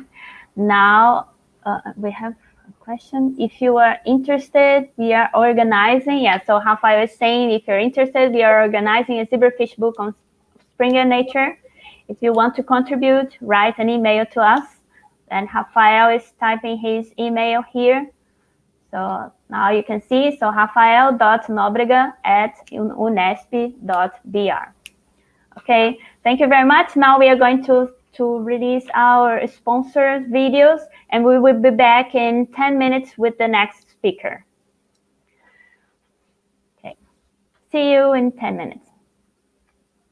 Diariamente para criar soluções e equipamentos para a comunidade científica, contribuindo com o avanço da pesquisa biomédica latino-americana. Nossa missão é maior do que somente fornecer equipamentos. É proporcionar segurança com atendimento de qualidade e principalmente com muito respeito e atenção. Por isso, investimos em alta tecnologia e buscamos manter relacionamentos duradouros. Nosso compromisso é ser um parceiro confiável que compreenda as necessidades, a realidade e as condições de cada cliente para assim oferecer a melhor solução sempre. Entendemos os benefícios da pesquisa científica para a humanidade e isso nos estimula. Se hoje temos melhor qualidade de vida, maior longevidade, se vencemos um câncer ou fazemos uso de um remédio para dor de cabeça, é porque o avanço da pesquisa biomédica nos permite. Confiamos no trabalho dos pesquisadores, na ciência e na comunidade científica. E nos orgulhamos em fazer a nossa parte. Assim como você, somos apaixonados. Ciência é o que nos move, porque para a Alesco, pesquisa é para a vida.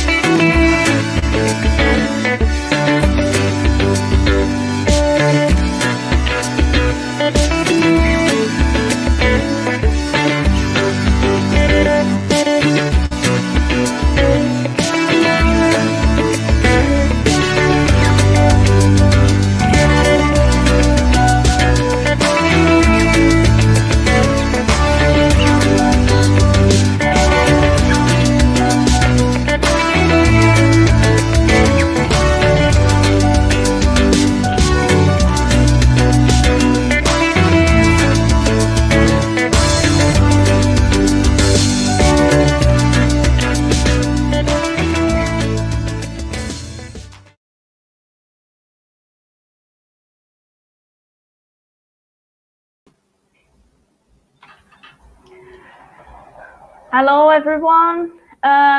Good morning, good afternoon, or good evening, depending on from which part of the world you are watching us. So now we are going to present our second speaker.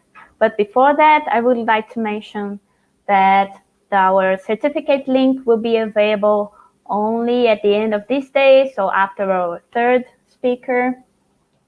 And our presentation will be, our next speaker will be Sophia, that Professor Tiago Cunha from Ribeirão Preto Medical School from São Paulo.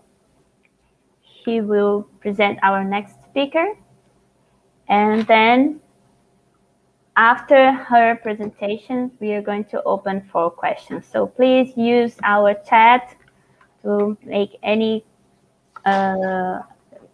suggestions and also to make your questions. So welcome, Tiago. Hello, everybody. Thank you, Natalia.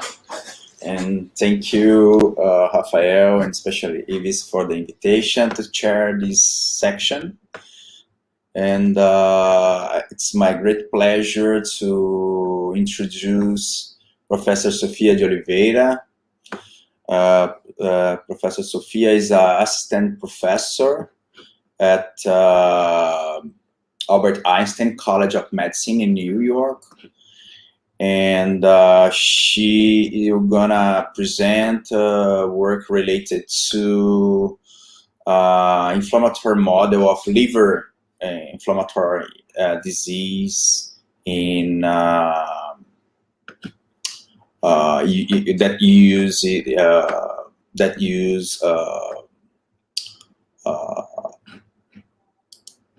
zebrafish as a model of this inflammatory disease. So thank you, Sophia, for your acceptance of this invitation. And I hope you have a great talk. Thank you very much. Sophia is here. She's going to answer soon. So I would like then to invite our audience. Also, if you have any interesting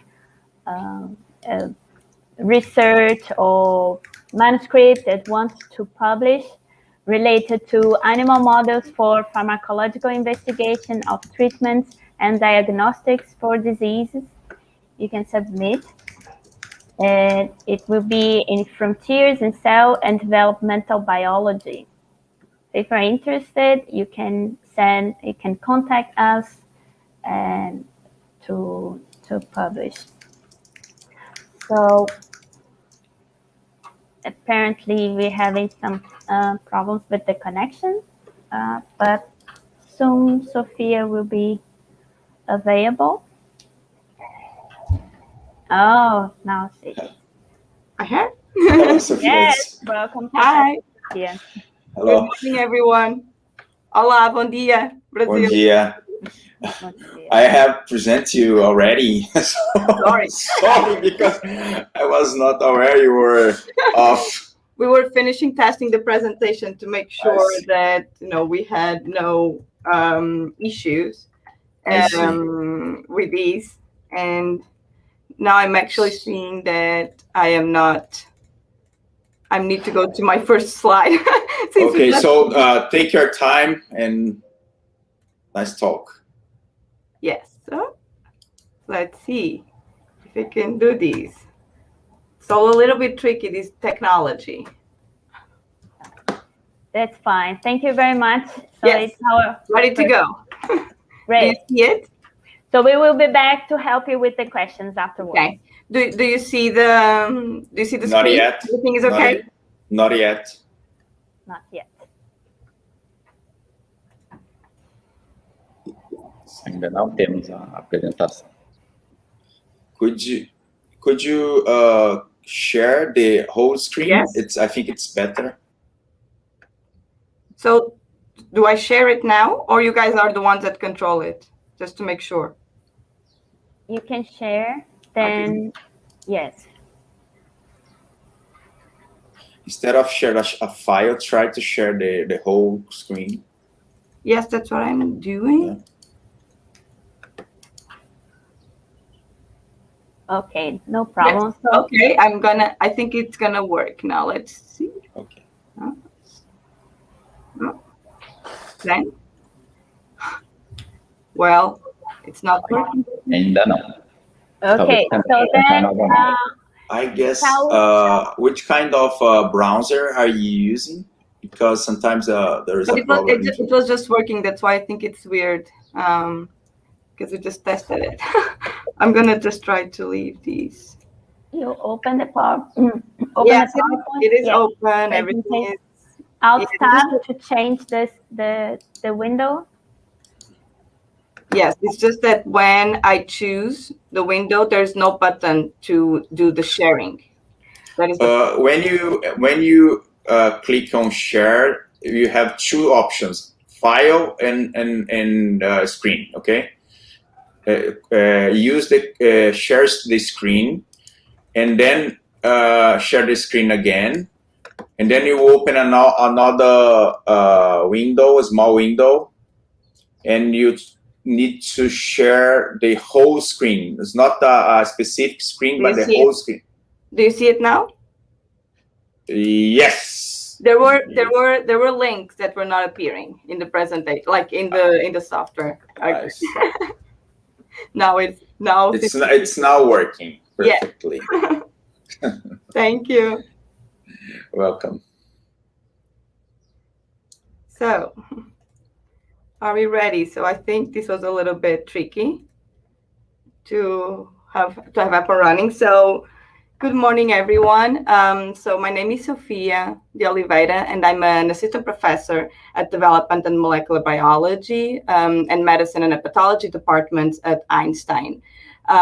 So today I have the great pleasure to come and talk to you, to tell you a little bit about the amazing advantages of the zebrafish to study neutrophil biology, following a little bit what Steven Rancho started last week.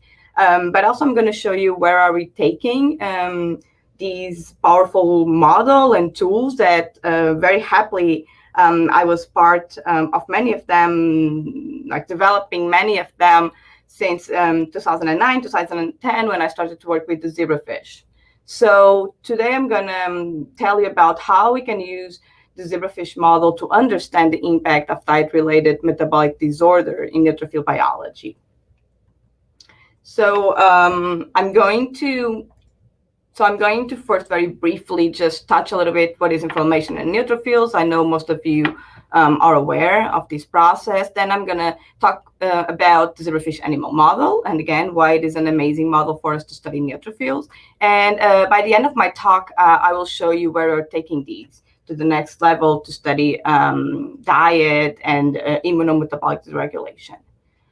So inflammation, as I think most of you know, it's an extremely complex process that starts with an injury, with the detection of an injury and an infection. It involves multiple cell types through all the process, which the main goal is to achieve restore homeostasis and clear the infection or achieve wound healing of the tissue. It involves multiple cellular players, but also molecular players that need to be tightly orchestrated. So these immune cells, they need to be, get into the circulation, extravolates from the circulation to the tissue, and these all needs to be very tightly controlled. And my favorite cell to study are the neutrophils. So as you can see in here, they are actually the first cells to be recruited when an injury or an infection is detected. So there are several phases of the inflammatory process. There is a productive phase, as you can see in here, where we have a high recruitment of neutrophils that are being led to or guided to the site of inflammation by multiple pro-inflammatory mediators such as cytokines, chemokines, and prostaglandins, with CXCL8 being one of the most powerful chemoattractants and LTB4 into this process.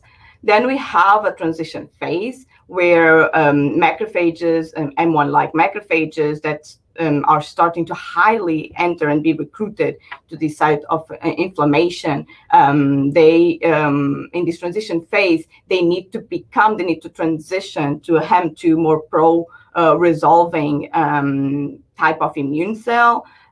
So some of the processes that are important for that are neutrophil clearing from this tissue that can happen to multiple ways. And of course, resolution phase is extremely important when we have macrophages and T cells really helping to resolve all this inflammation.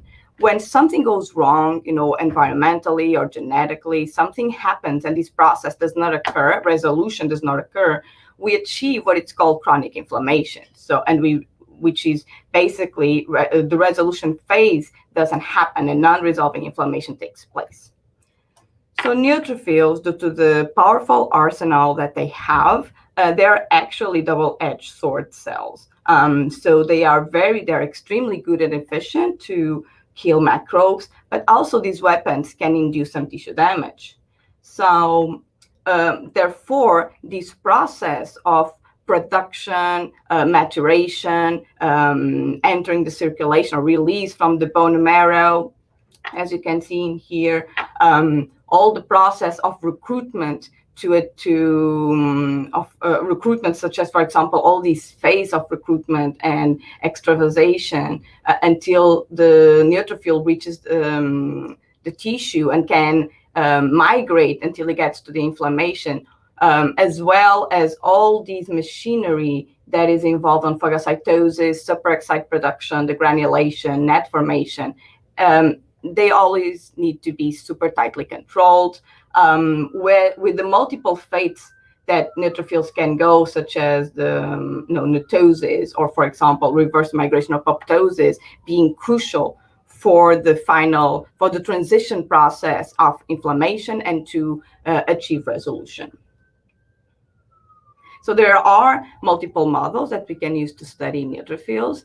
Most conventional models have been cell cultures, mice, and also humans. Zebrafish is starting to be used in about 2004, 2006 were the first papers where we started to see papers with transgenic lines for neutrophil that allows us to study neutrophil biology from Hannah Hutter-Locker's lab and Stephen Raschel's lab. And all of these models have huge advantages and disadvantages. These most conventional models, from my point of view, but of course I am biased, they have some issues, like, for example, if we need to isolate neutrophils from mouse or from humans, they actually don't live more than 8 to 20 hours, and we cannot necessarily from human ones, we cannot alter them genetically, but they have limited lifespan once they are isolated. And even if we do experiments in the mice with intravital microscopy, this imaging is extremely invasive. In vitro, although we have more complex systems where we can really see, we can co-culture cells and microfluidic devices, it also lacks the complexity that is needed to study the neutrophil function, particularly in the context of metabolic syndrome. So therefore, Zebrafish is really an important and is becoming a really powerful model for us to study neutrophil biology. But why? So transparency, as you can see in this amazing movie from Daniel Castronova at NIH, as you can see, the transparency of the Zebrafish really allows us to look at these cells, to look at the blood cells. We can look to structures, to tissues, to cells. We can study them. We can deconvolute the interactions that occur between cells. And also, this is a very small and powerful model that has many, many other advantages that I will talk later. This is how they look for those that have not been yet, they're not been able to see the Zebrafish. We tend to use Casper to allow us, imaging at multiple stages. They are smaller, about the size of an Eppendorf of 1.6 inches. In larvae stages, they're about 0.16 inches, which is about 4 millimeters. Therefore, we can house them as thousands in our fish facilities. As I mentioned, there are many advantages of the zebrafish. So small size is just one of them. We can, for example, hold about 15, 20 larvae very easily in one well of a 6-well plate, for example.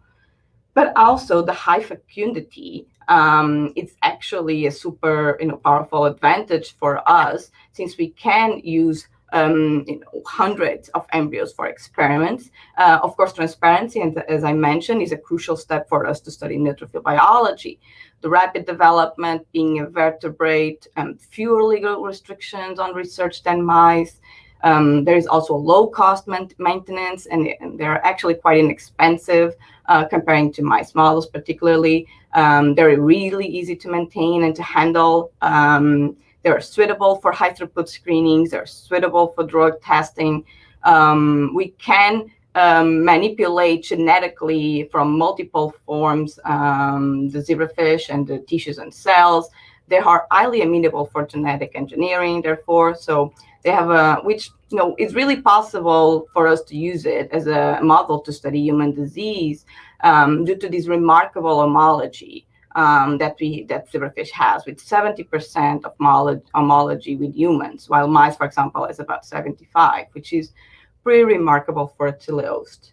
And of course, 80% of the human genes have been implicated in disease, and that have been implicated in disease, they have a zebrafish counterpart. But of course, none of these would actually be important if it was not because these animals share similar tissues and organ systems.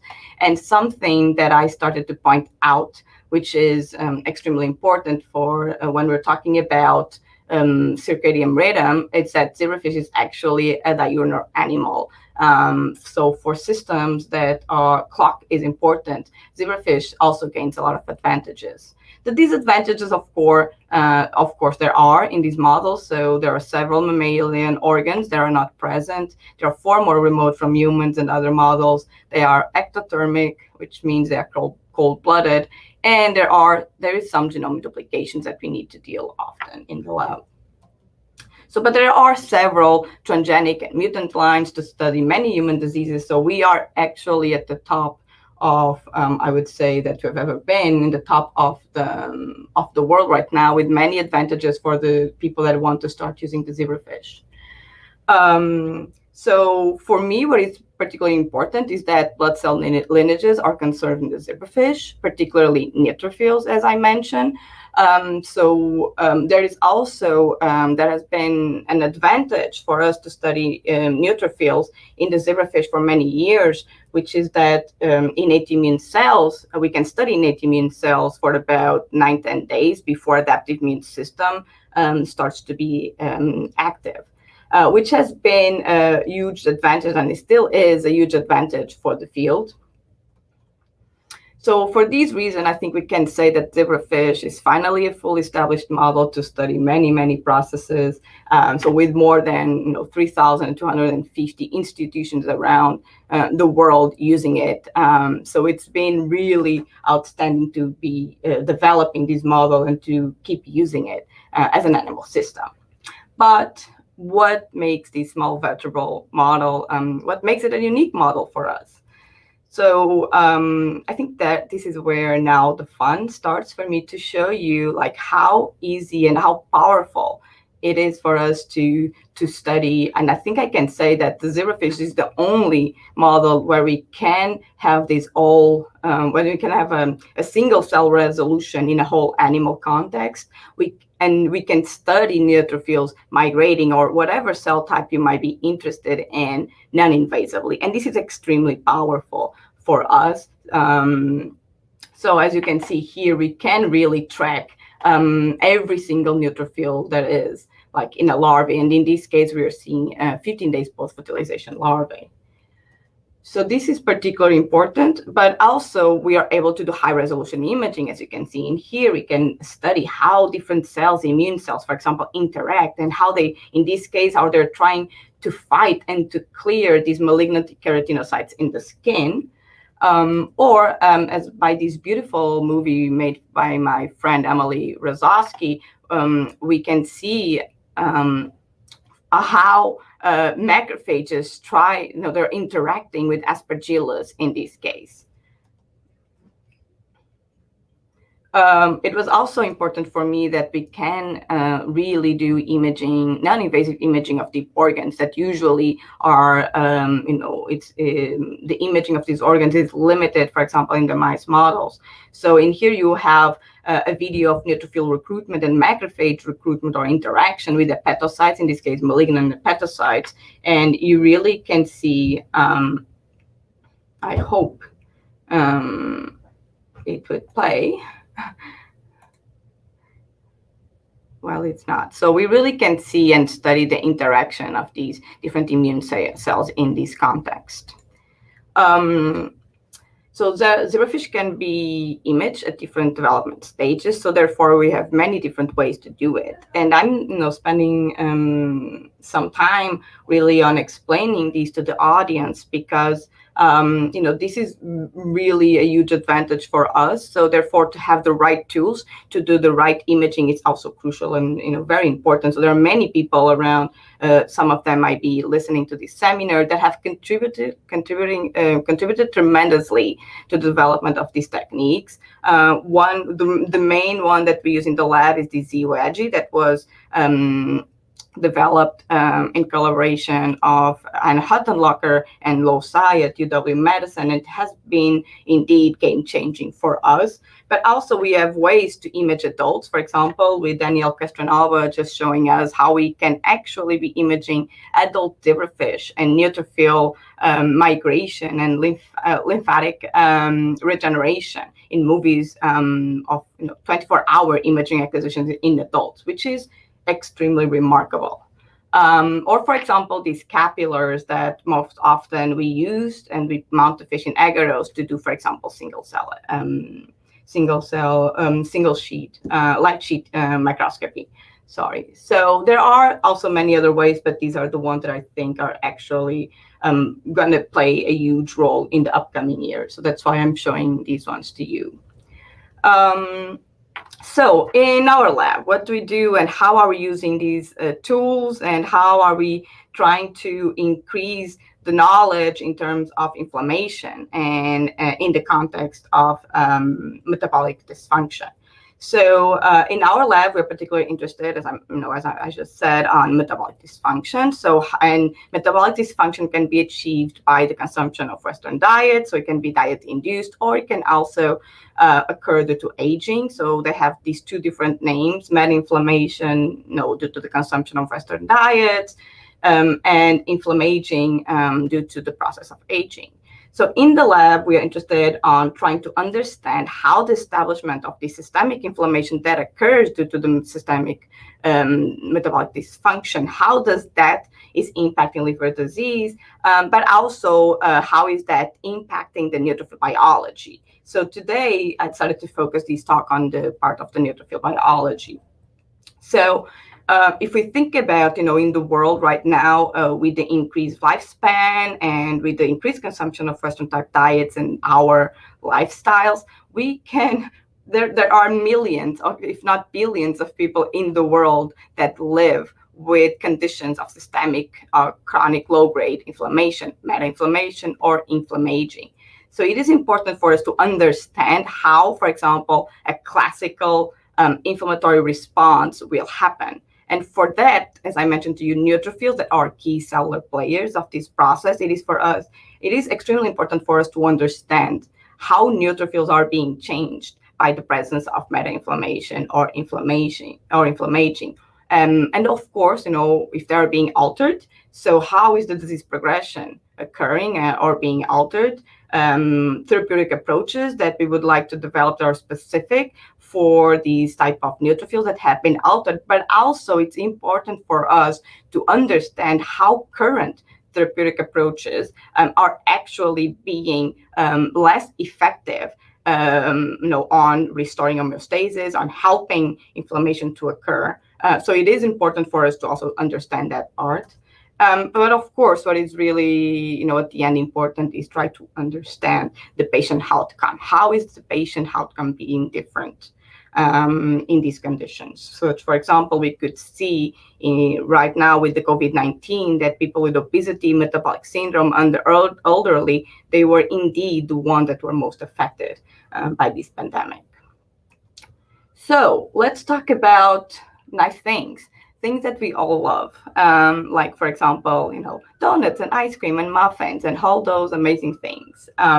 So this is exactly what I've been focusing next, my talk. So consumption of, so these diets that can lead to diet-related metabolic dysfunction. The consumption of these Western type diets is a major contributor for the development of the metabolic syndrome and obesity. And many other non-communicable diseases such as atherosclerosis, cancer, and many others.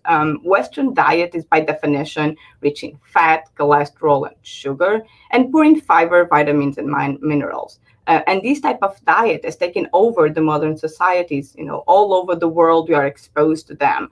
And a particular feature of these diets is also the inclusion of processed foods, which are all around us, and we are actually almost being forced to consume them on a daily basis. So, metabolic dysfunction actually leads to this impaired immunity. As I mentioned, Western type diets are a huge trigger for this metabolic dysfunction.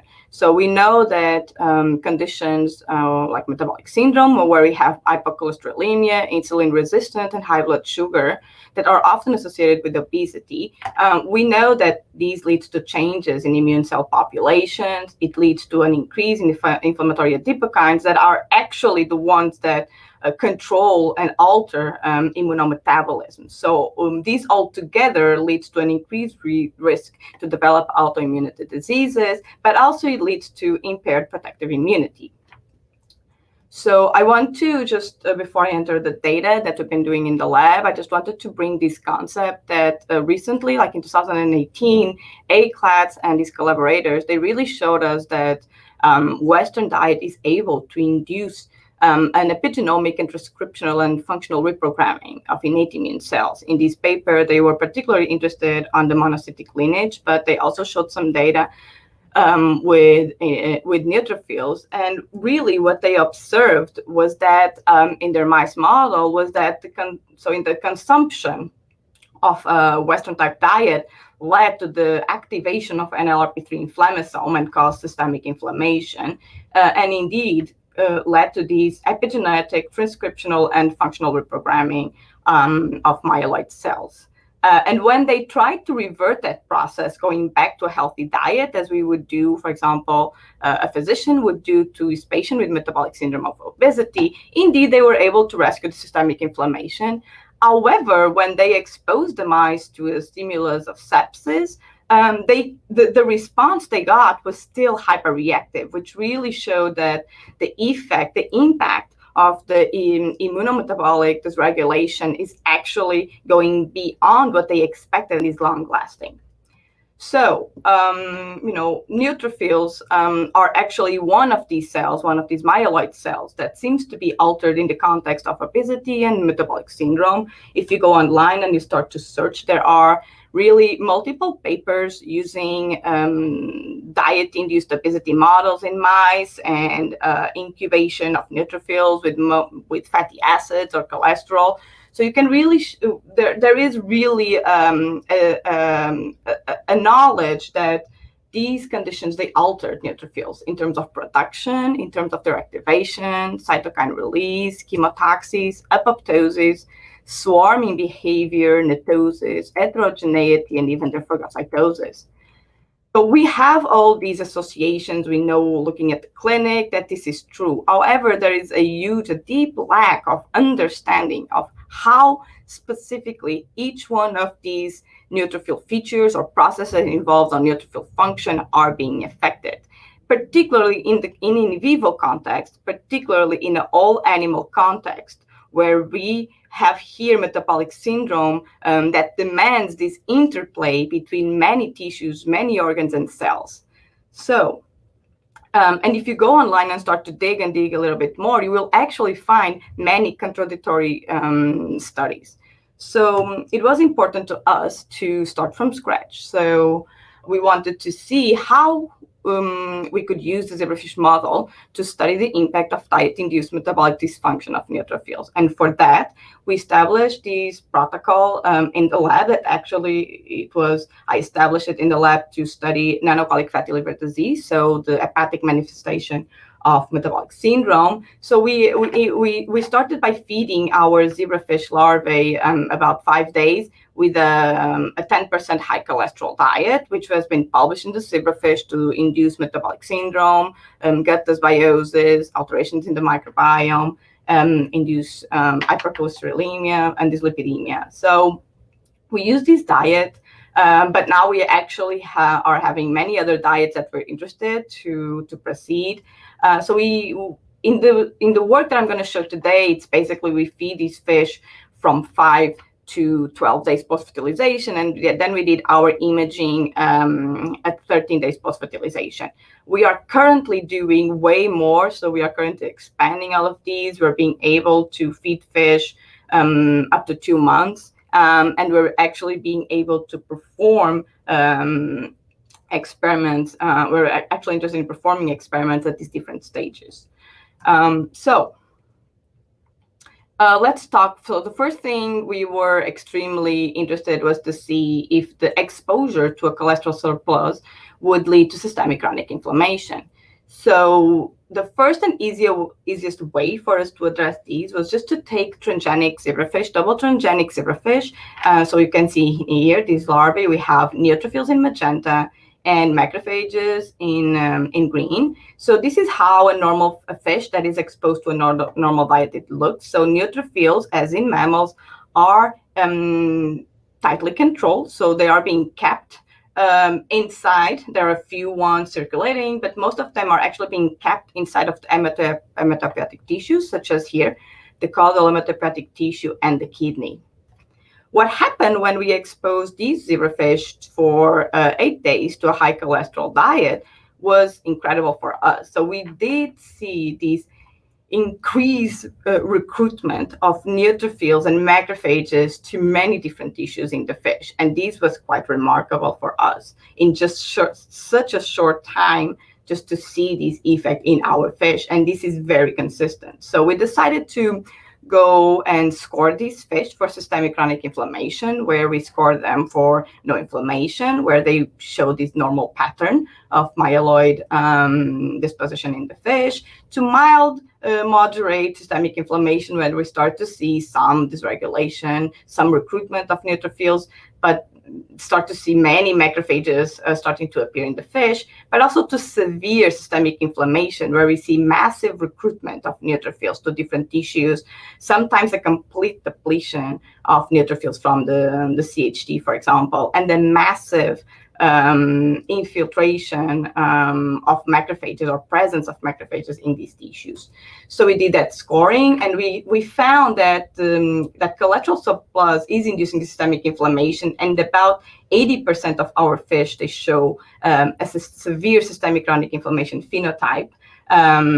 Well, for example, in the normal diet, that doesn't occur, and we have just like 90% being normal, and a few ones that probably are being able to eat more, and therefore being overfed, they are developing some mild or moderate disease. So we actually wanted to know for how long did we need to feed the fish. So this work has been done in the lab by Maria Feliz Norberto, our happy and dynamic PhD student. So Maria actually took all these data that I forgot to say, but we started to develop these while I was still a postdoc at Hannah Huttenlocher lab. So now we are taking these further. So Maria was really able to see that we need at least 5 days to start to see a significant difference between exposition to a normal diet to a high cholesterol diet. But that severe systemic inflammatory phenotype that I just showed you really needs the exposure of 8 days. So it seemed to us that it was happening, by looking at these images, we were having infiltration, but we wanted to go one step further. So we did this analysis, automatic quantification of number of neutrophils and macrophages infiltrating to different areas of the larvae using MR. So we saw that there was a decrease of neutrophils, for example, on the CHT, while it seems that there is an increase of macrophages. But what was really striking for us is that we really saw these increased infiltration of both neutrophils of macrophages to tissues such as, for example, the liver and posterior intestine, the GI tract, and the heart or the dorsal muscle. We also saw it like in the brain and in the skin. However, these are being a little bit more complicated to quantify, and I'm not showing that in here, but I think you could appreciate in our pictures that indeed that is happening, which is pretty remarkable how just 8 days of diet are being able to do this to our model. So now we can really use this model to go further in our studies. So we knew from the literature that Western diet is also able to not just reprogram innate immune cells, but it's also able to modulate myelopoiesis. And indeed, so we went to see what is happening with our model. So we saw that there is an increase of the total number of neutrophils in our fish, so 1.3 times more and 1.8 times more of macrophages. We incubate our zebrafish with EDU to see the proliferation, which we saw, a normal general increase of proliferation in all larvae. But when we looked to the CHT and to the hematopoietic tissues such as the kidney and the thymus, we saw an increase of proliferation in these tissues. So, and indeed, Western diet is actually also inducing an increased number of hematopoietic stem cells, as Maria could recently see in collaboration with Teresa Bowman's lab. So, it seems that, our model is showing systemic chronic inflammation, is showing increased myelopoiesis. So we wanted to start to dig in a little more on the neutrophil function. And what does this mean in terms of neutrophil function in this all animal context, in an in vivo model where we can, again, observe neutrophil migration and function in vivo. So we wanted to see, there are some reports, or actually many reports, that they show that neutrophils are being hyperactive in the presence of Western type diets, so diets that are rich in cholesterol, fat, and sugar. So we wanted to see if this was happening in our model. So, which really means I wanted to know, do neutrophils show this hyperactive and altered behavior after being exposed to the cholesterol surplus? So for us, the easiest way to address this was just to do a simple tail fin amputation and then, observe neutrophil recruitment to these wounds. So we performed time-lapse microscopy for actually, many hours. That my videos apparently don't want to. So, and as you can see, as you will see, the exposure to this cholesterol surplus is really inducing this hyperactive response of neutrophils, which was quite remarkable for us when we observed these, and it's pretty consistent, like in this model. And this is just a simple sterile injury. And we think that we're seeing also an exacerbation of this swarming behavior of neutrophils. So, we quantified these. So we saw in our time-lapse movie, so we quantified at different time points. So we saw that, as normal, neutrophils take about 4 hours in a tail fin amputation model, about 4 hours post-fertilization.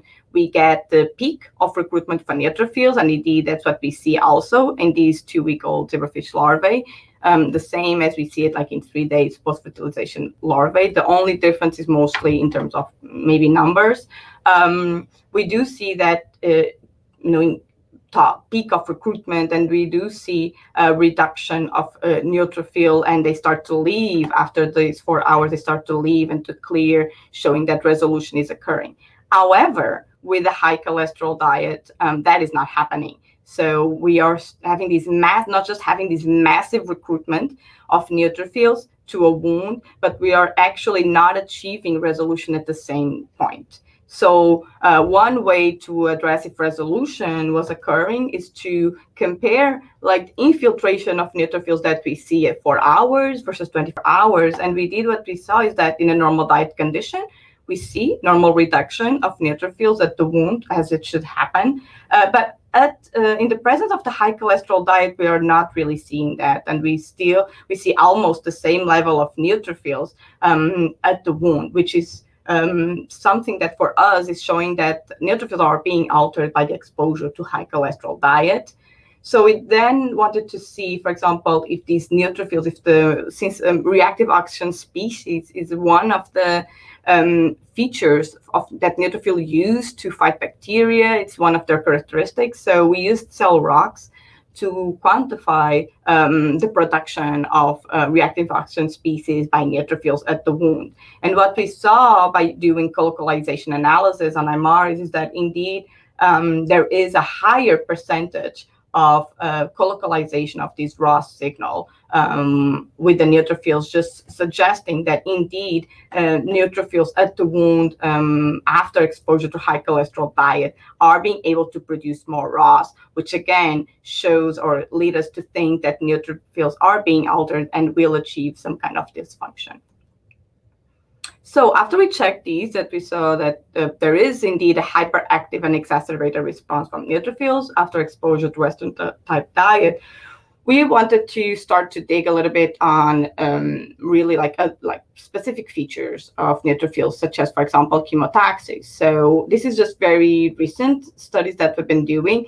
So we are tracking neutrophils in the old field of view. So we track them, in the old field of view as you're seeing here, or we track them in a wound area, which is the area that goes from the end of the fin until about 250 micrometers. So where it's like this artery vessel loop in here. We also track them specifically at the wound, which is an area of about 50 micrometers from the wound. And indeed, what we saw is that it seems that the cholesterol surplus is making these cells to be way faster. I'm going to show this again, but it really seems that they are migrating faster than when they exposed to a normal diet. And of course, now we will want to know why this is happening. And we are still doing more analysis on this subject in the lab with Maria. So it is quite remarkable when we looked at these tracks and we see it, compare a normal diet versus high cholesterol diet, and we can see these incredible number of tracks, and really shows like how mobile and dynamic the cells are being and how hyperactive they are. So I'm almost finishing here. So I'm going to show you a few new things that we've been doing in the lab. So we thought neutrophil extracellular traps would be a kind of cool feature for us to look. So it's extremely hard to capture in vivo. There has been several labs in the zebrafish that they were lucky to report these events. So we really wanted to see, we thought that, in the literature, if you go and dig a little bit, neutrophil extracellular traps released by neutrophils seems to be exacerbated also in the presence of the metabolic syndrome.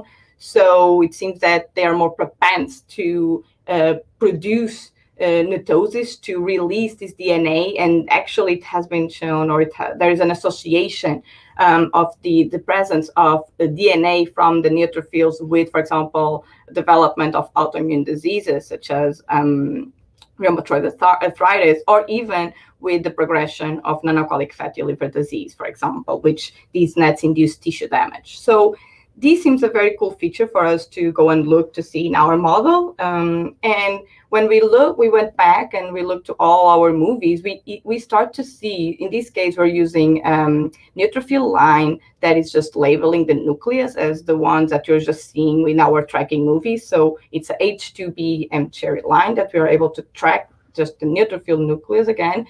So we do see like many events in details at different time points. We really need to go super into the deep, like to really, because there are so many being infiltrated. So we do see many kind of these events where we kind of think that we're getting netosis occurring. These are like little pieces of DNA that seems to be coming out from these more condensed nucleus.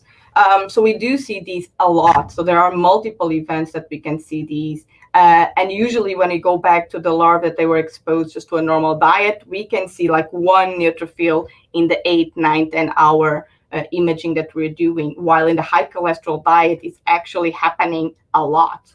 So these were not the perfect conditions for us to see netosis in vivo. So we went back and we did some of these experiments again, where we are using now a marker for the cytoplasm of neutrophils, as you can see here in blue. So this is a lysozyme tag BFP line made by Netta at Hannah Huttenlocker's lab. And then we combine these with the H2B line. As you can see here, I hope you can appreciate that we are being captured these netoses occurring in vivo. And so this is the type of events now that we want to go again, repeat these experiments with this double transgenic line and be able to really quantify and to see it. So it seems that, these exposure to cholesterol that is often associated, which is it has been shown to cause immunometabolic dysregulation. It really seems that this cholesterol surplus is altering the neutrophil response. So just to really finish in the next 2 minutes, one super cool feature that really makes zebrafish or made zebrafish super special to the field of neutrophil biology was what was reported by Hannah Huttenlocker in 2006, where she was the first lab. I hope I can play this movie, where she was the first lab describing that neutrophils are able to migrate, to be recruited to a wound, but then they're also able to reverse migrate, to re-enter the circulation and leave the wound. So it took just about 11 years for these to be shown in mice, and really Paul Cubes and Jing Yang made this amazing effort to show that indeed we are being able to see the same neutrophil reverse migration occurring in the liver of a mouse. This is an injury that was made like a laser wound injury, and you can really see these neutrophils leaving the injury and entering the sinusoids. And what was particularly interested about this study that really makes neutrophil reverse migration an important targeting pathway, not just because it can be a way, of course, to achieve resolution besides apoptosis, but it also, what was particularly intriguing is that in this paper, they really show that neutrophils, that they leave the liver, they leave the injury, they go to the lungs, where they acquire some kind, where they acquire CXCR4, and then therefore they are kind of like labeled to go back to the bone marrow and be cleared. What is particularly important on these findings is that there are many other studies that actually show that these kind of movement, this reverse migration of neutrophils from an injury is being associated with the development of, for example, lung severe disease, which is actually concerning for us if we get in a scenario of having neutrophil infiltration due to the Western diet. So thinking about these and looking at our movies, we saw that neutrophils are actually, it seems that neutrophils were being recruited from these inflamed areas. So we wanted to know if in response to a sterile injury, would these neutrophils be able to migrate to these from a primary inflamed tissue by the diet to a secondary inflammation, which is the tail fin amputation. So we knew that an easy place for us to address these was the liver. So liver, we knew from my previous work on analcoholic fatty liver disease, is also being infiltrated by neutrophils and by macrophages. So and induces non-alcoholic steatohepatitis. So by using photoconversion of neutrophils, so using a transgenic line that neutrophils overexpress dendra. So we set up this experiment where we put the fish on multiple Z wedges on a 6-well plate. We did photoconversion of the neutrophils in the liver area and posterior intestine. We then performed tail fin amputation, and we performed time-lapse imaging.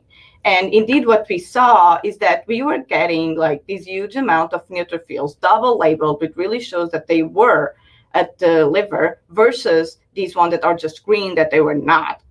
So it really seems that in the presence of high cholesterol, we are getting all these neutrophils coming from the liver area. So we quantified these, and it seems that about 50% of the neutrophils that are at the sterile injury, which I consider, a secondary inflammatory trigger, they're actually reverse migrating from the liver and the posterior intestine area, as you can see in here, by the percentage of photoconverted neutrophils at the wound.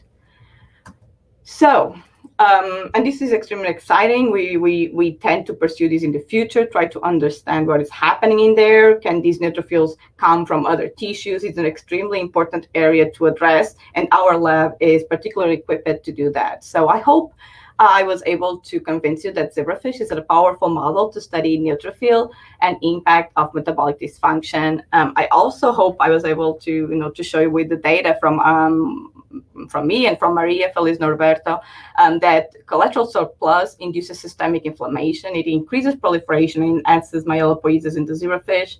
It alters neutrophils, inducing a hyperactive phenotype, and it seems to be promoting neutrophil migration. Neutrophils are able to reverse migrate from these primary inflamed areas to, for example, a tail fin amputation. And this is extremely important, I believe. So just the last slide to acknowledge, Hannah Huttenlocker. She was my postdoc mentor, where I start developing these studies, and a huge supporter for all these independent research, focus on the neutrophil and the cholesterol and non-alcoholic fat and Western type diet and non-alcoholic fatty liver disease. So it was incredibly important for me to establish these, research program. And also thank you to all these amazing people that this year joined my lab. Francisco Juan is our postdoc, and then we get Cassia, our tech. Maria Feliz Norberto, a special thank to her, because she's really doing she's expanding now these knowledge, these work on diet and the impact on neutrophils. And Sammy just joined us and is coming to study non-alcoholic fatty liver disease. So thank you so much, and I hope I'm ready for questions.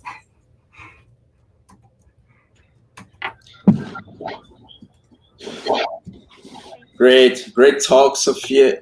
Thank you very much. We are open for questions. I can see just one from the audience, from Francisca Alcaraz. She congratulates you for the talk, and she asked, what's your opinion about ketogenic diet? Just a slimming diet or a recommendation lifestyle? Yes, that I believe is kind of like right now the one $1 million question, I think. So I have a little bit of contradictory feelings about that.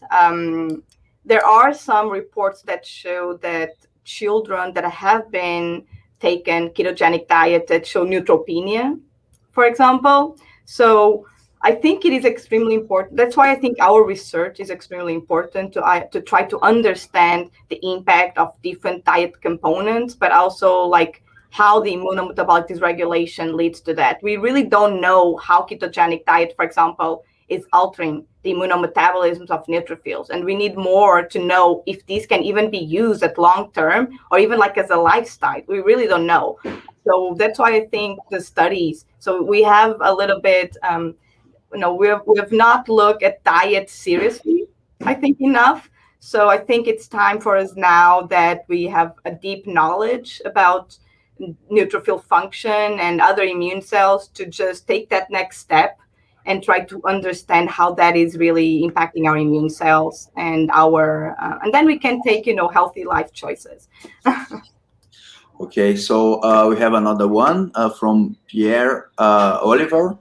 Do you have an idea about the molecular events linking cholesterol to neutrophil activation? If you permit, I'd like to complete this question because it is in the same way one question that I have. Do you think that it's an intrinsic change in neutrophils, or you expected that upstream mechanisms such as the release of cytokines and chemokines are increasing? Yeah, in like the some site of tissues, right? So if it is the cell itself that is being altered, or there's a contribution, I think it's both. So we had preliminary data that we did some experiments where we don't have systemic inflammation yet. So if I showed you those that data with 3, 5, and 8 days of feeding. So at 3 days, we don't have larvae, like we don't have systemic inflammation. So with the high cholesterol diet. And when we wound the fish, we already see some hyperactivation. So there is more neutrophils at a wound. That these progresses and increases with more feeding and more systemic. So I think it's a little bit of both. So now we're trying to develop ways that we can isolate, like for example, by following some of the protocols that have been published about transplantation of cells. So these are some of the tools that now we intend to use to try to address the role specifically on neutrophils. Now we really think that it's a combination. Can you transplant neutrophils from a Western diet to a normal animal to see the behavior difference? Maria is right now doing that. She did already some experiments. So we are playing now with the protocol and how many larvae we need, because as you can imagine, one larvae is about, for us to do transplantations, we need a lot of cells. So we are actually trying to use like adult fish to then isolate cells from the kidney and transplant them. So we'll see how it goes in the future. But there are protocols to do that. There are people that have been successful. So we hope we'll be also successful on doing it. I see. There is another one from Maisa Neves. She wants to know what the extent regular exercise could minimize an already established chronic systemic inflammation picture. Yes, and that is extremely important, right? So we can indeed rescue the systemic inflammation phenotype. As I showed you in that paper from lads, they're able to rescue the systemic inflammation. So we can get better from, we can lower our cholesterol, we can restore our glucose levels, we can, if we have just plain non-alcoholic fatty liver disease, just steatosis, we can go back and by getting healthy, by eating better, by doing exercise. But as they show in their paper, after after they triggered again, a secondary inflammatory stimulus, in that case was with sepsis, with LPS IP injection in the mouse, they still do see hyperreactive immune cells. So how long-lasting is this effect? It's what we don't know. And I imagine that in the laboratory, we're doing exposures of, a week or like 4 weeks as they do in mice. But if we think about our lifestyle, we do this for years, right? So this is where we need to really understand how this is being impacted and how this long exposure, and it's not just cholesterol, it's going to be multiple. In this case, we're being simplistic doing cholesterol, but we are now getting more complex, and we could even start to include here decreased fiber, decreased vitamins, and modulate these diets to understand how the different components are in neutrophil biology. And I think that's going to help us to develop therapeutic approaches that are targeting neutrophils that have been exposed to these. Hopefully in the future, we are able to, isolate neutrophils from a patient and have markers that we know what is going to be the best therapeutic approach if they have, for example, a lung infection, or if they have, for example, candidiasis or post-surgical infection, So hopefully, in many years from now, we're going to be able to do that. Great. From Said Mansour Moshe. Awesome lecture. I am wondering what is the reason for high neutrophil in high cholesterol diet. do you have planned to see correlation between diet-induced neutrophil effect and microbiota change? So I don't want to enter the mic. I'm open to collaborations. I don't want to enter in there just because I think I have already too much in my plate. And my truck is tiny. So, so I'm trying to focus, but definitely it's super interesting how microbiome, and there are a lot of good people doing amazing science on that, even in the zebrafish world. So no, right now I'm not. This correlation with neutrophils and increased numbers, it has been shown. So as we can see, we have higher numbers of hematopoietic stem cells there too. So that's maybe one of the reasons why we get more myeloid cells. But also we know that there is a skewing for myelopoiesis, and we know this from mice models. And even from patients, we know that isolating blood from patients with obesity and metabolic syndrome, they have a huge number of neutrophils. And the neutrophil lymphocyte ratio is actually one of the markers for many of the metabolic diseases that we see, such as, for example, non-alcoholic fatty liver disease, which really shows that the immune system is also being immune suppressed, and we are skewing the production of blood cells to myeloid cells. So we have another question from Marco Randy. He asked about if there is other groups working on HCD in zebrafish, yes, other inflammatory aspects. Well, yes, that's why, we tend not to, I think in the zebrafish community is very good or not overlapping. We are very, I think we're a unique community where we really respect a lot, like people's research. We know each other. So there's usually not a lot of overlap in what we do. There's a lot of collaboration to understand and to progress quicker in what we do. There are many labs working on the metabolic aspect of the high cholesterol diet. Our lab is particularly focused on the function of the neutrophils. So that's why by searching the literature, knowing our model, searching what has been published in the field and using that to advance instead of just keep repeating the same experiments once and over again, I think particularly as a young lab, a small new lab, that was, extremely helpful for us. Yeah. I have another question. Because of course, Thiago, maybe could read the last question from our audience. The last is Regan Buckmeyer. He is asking about natural anti-inflammatory component could rescue the metabolic change, yes, the inflammatory change. Yes, great question, Regan. I actually, so we didn't show today, but we did use metformin, which is used to, for patients with diabetes to restore glucose levels and to help them with fighting diabetes type 2 particularly. We do see a slightly rescue, at least in our treatments at this moment. I think we need to keep pushing on that. We saw a reduction of the systemic inflammation that was associated with the reduction of this hyperreactive immune response of neutrophils.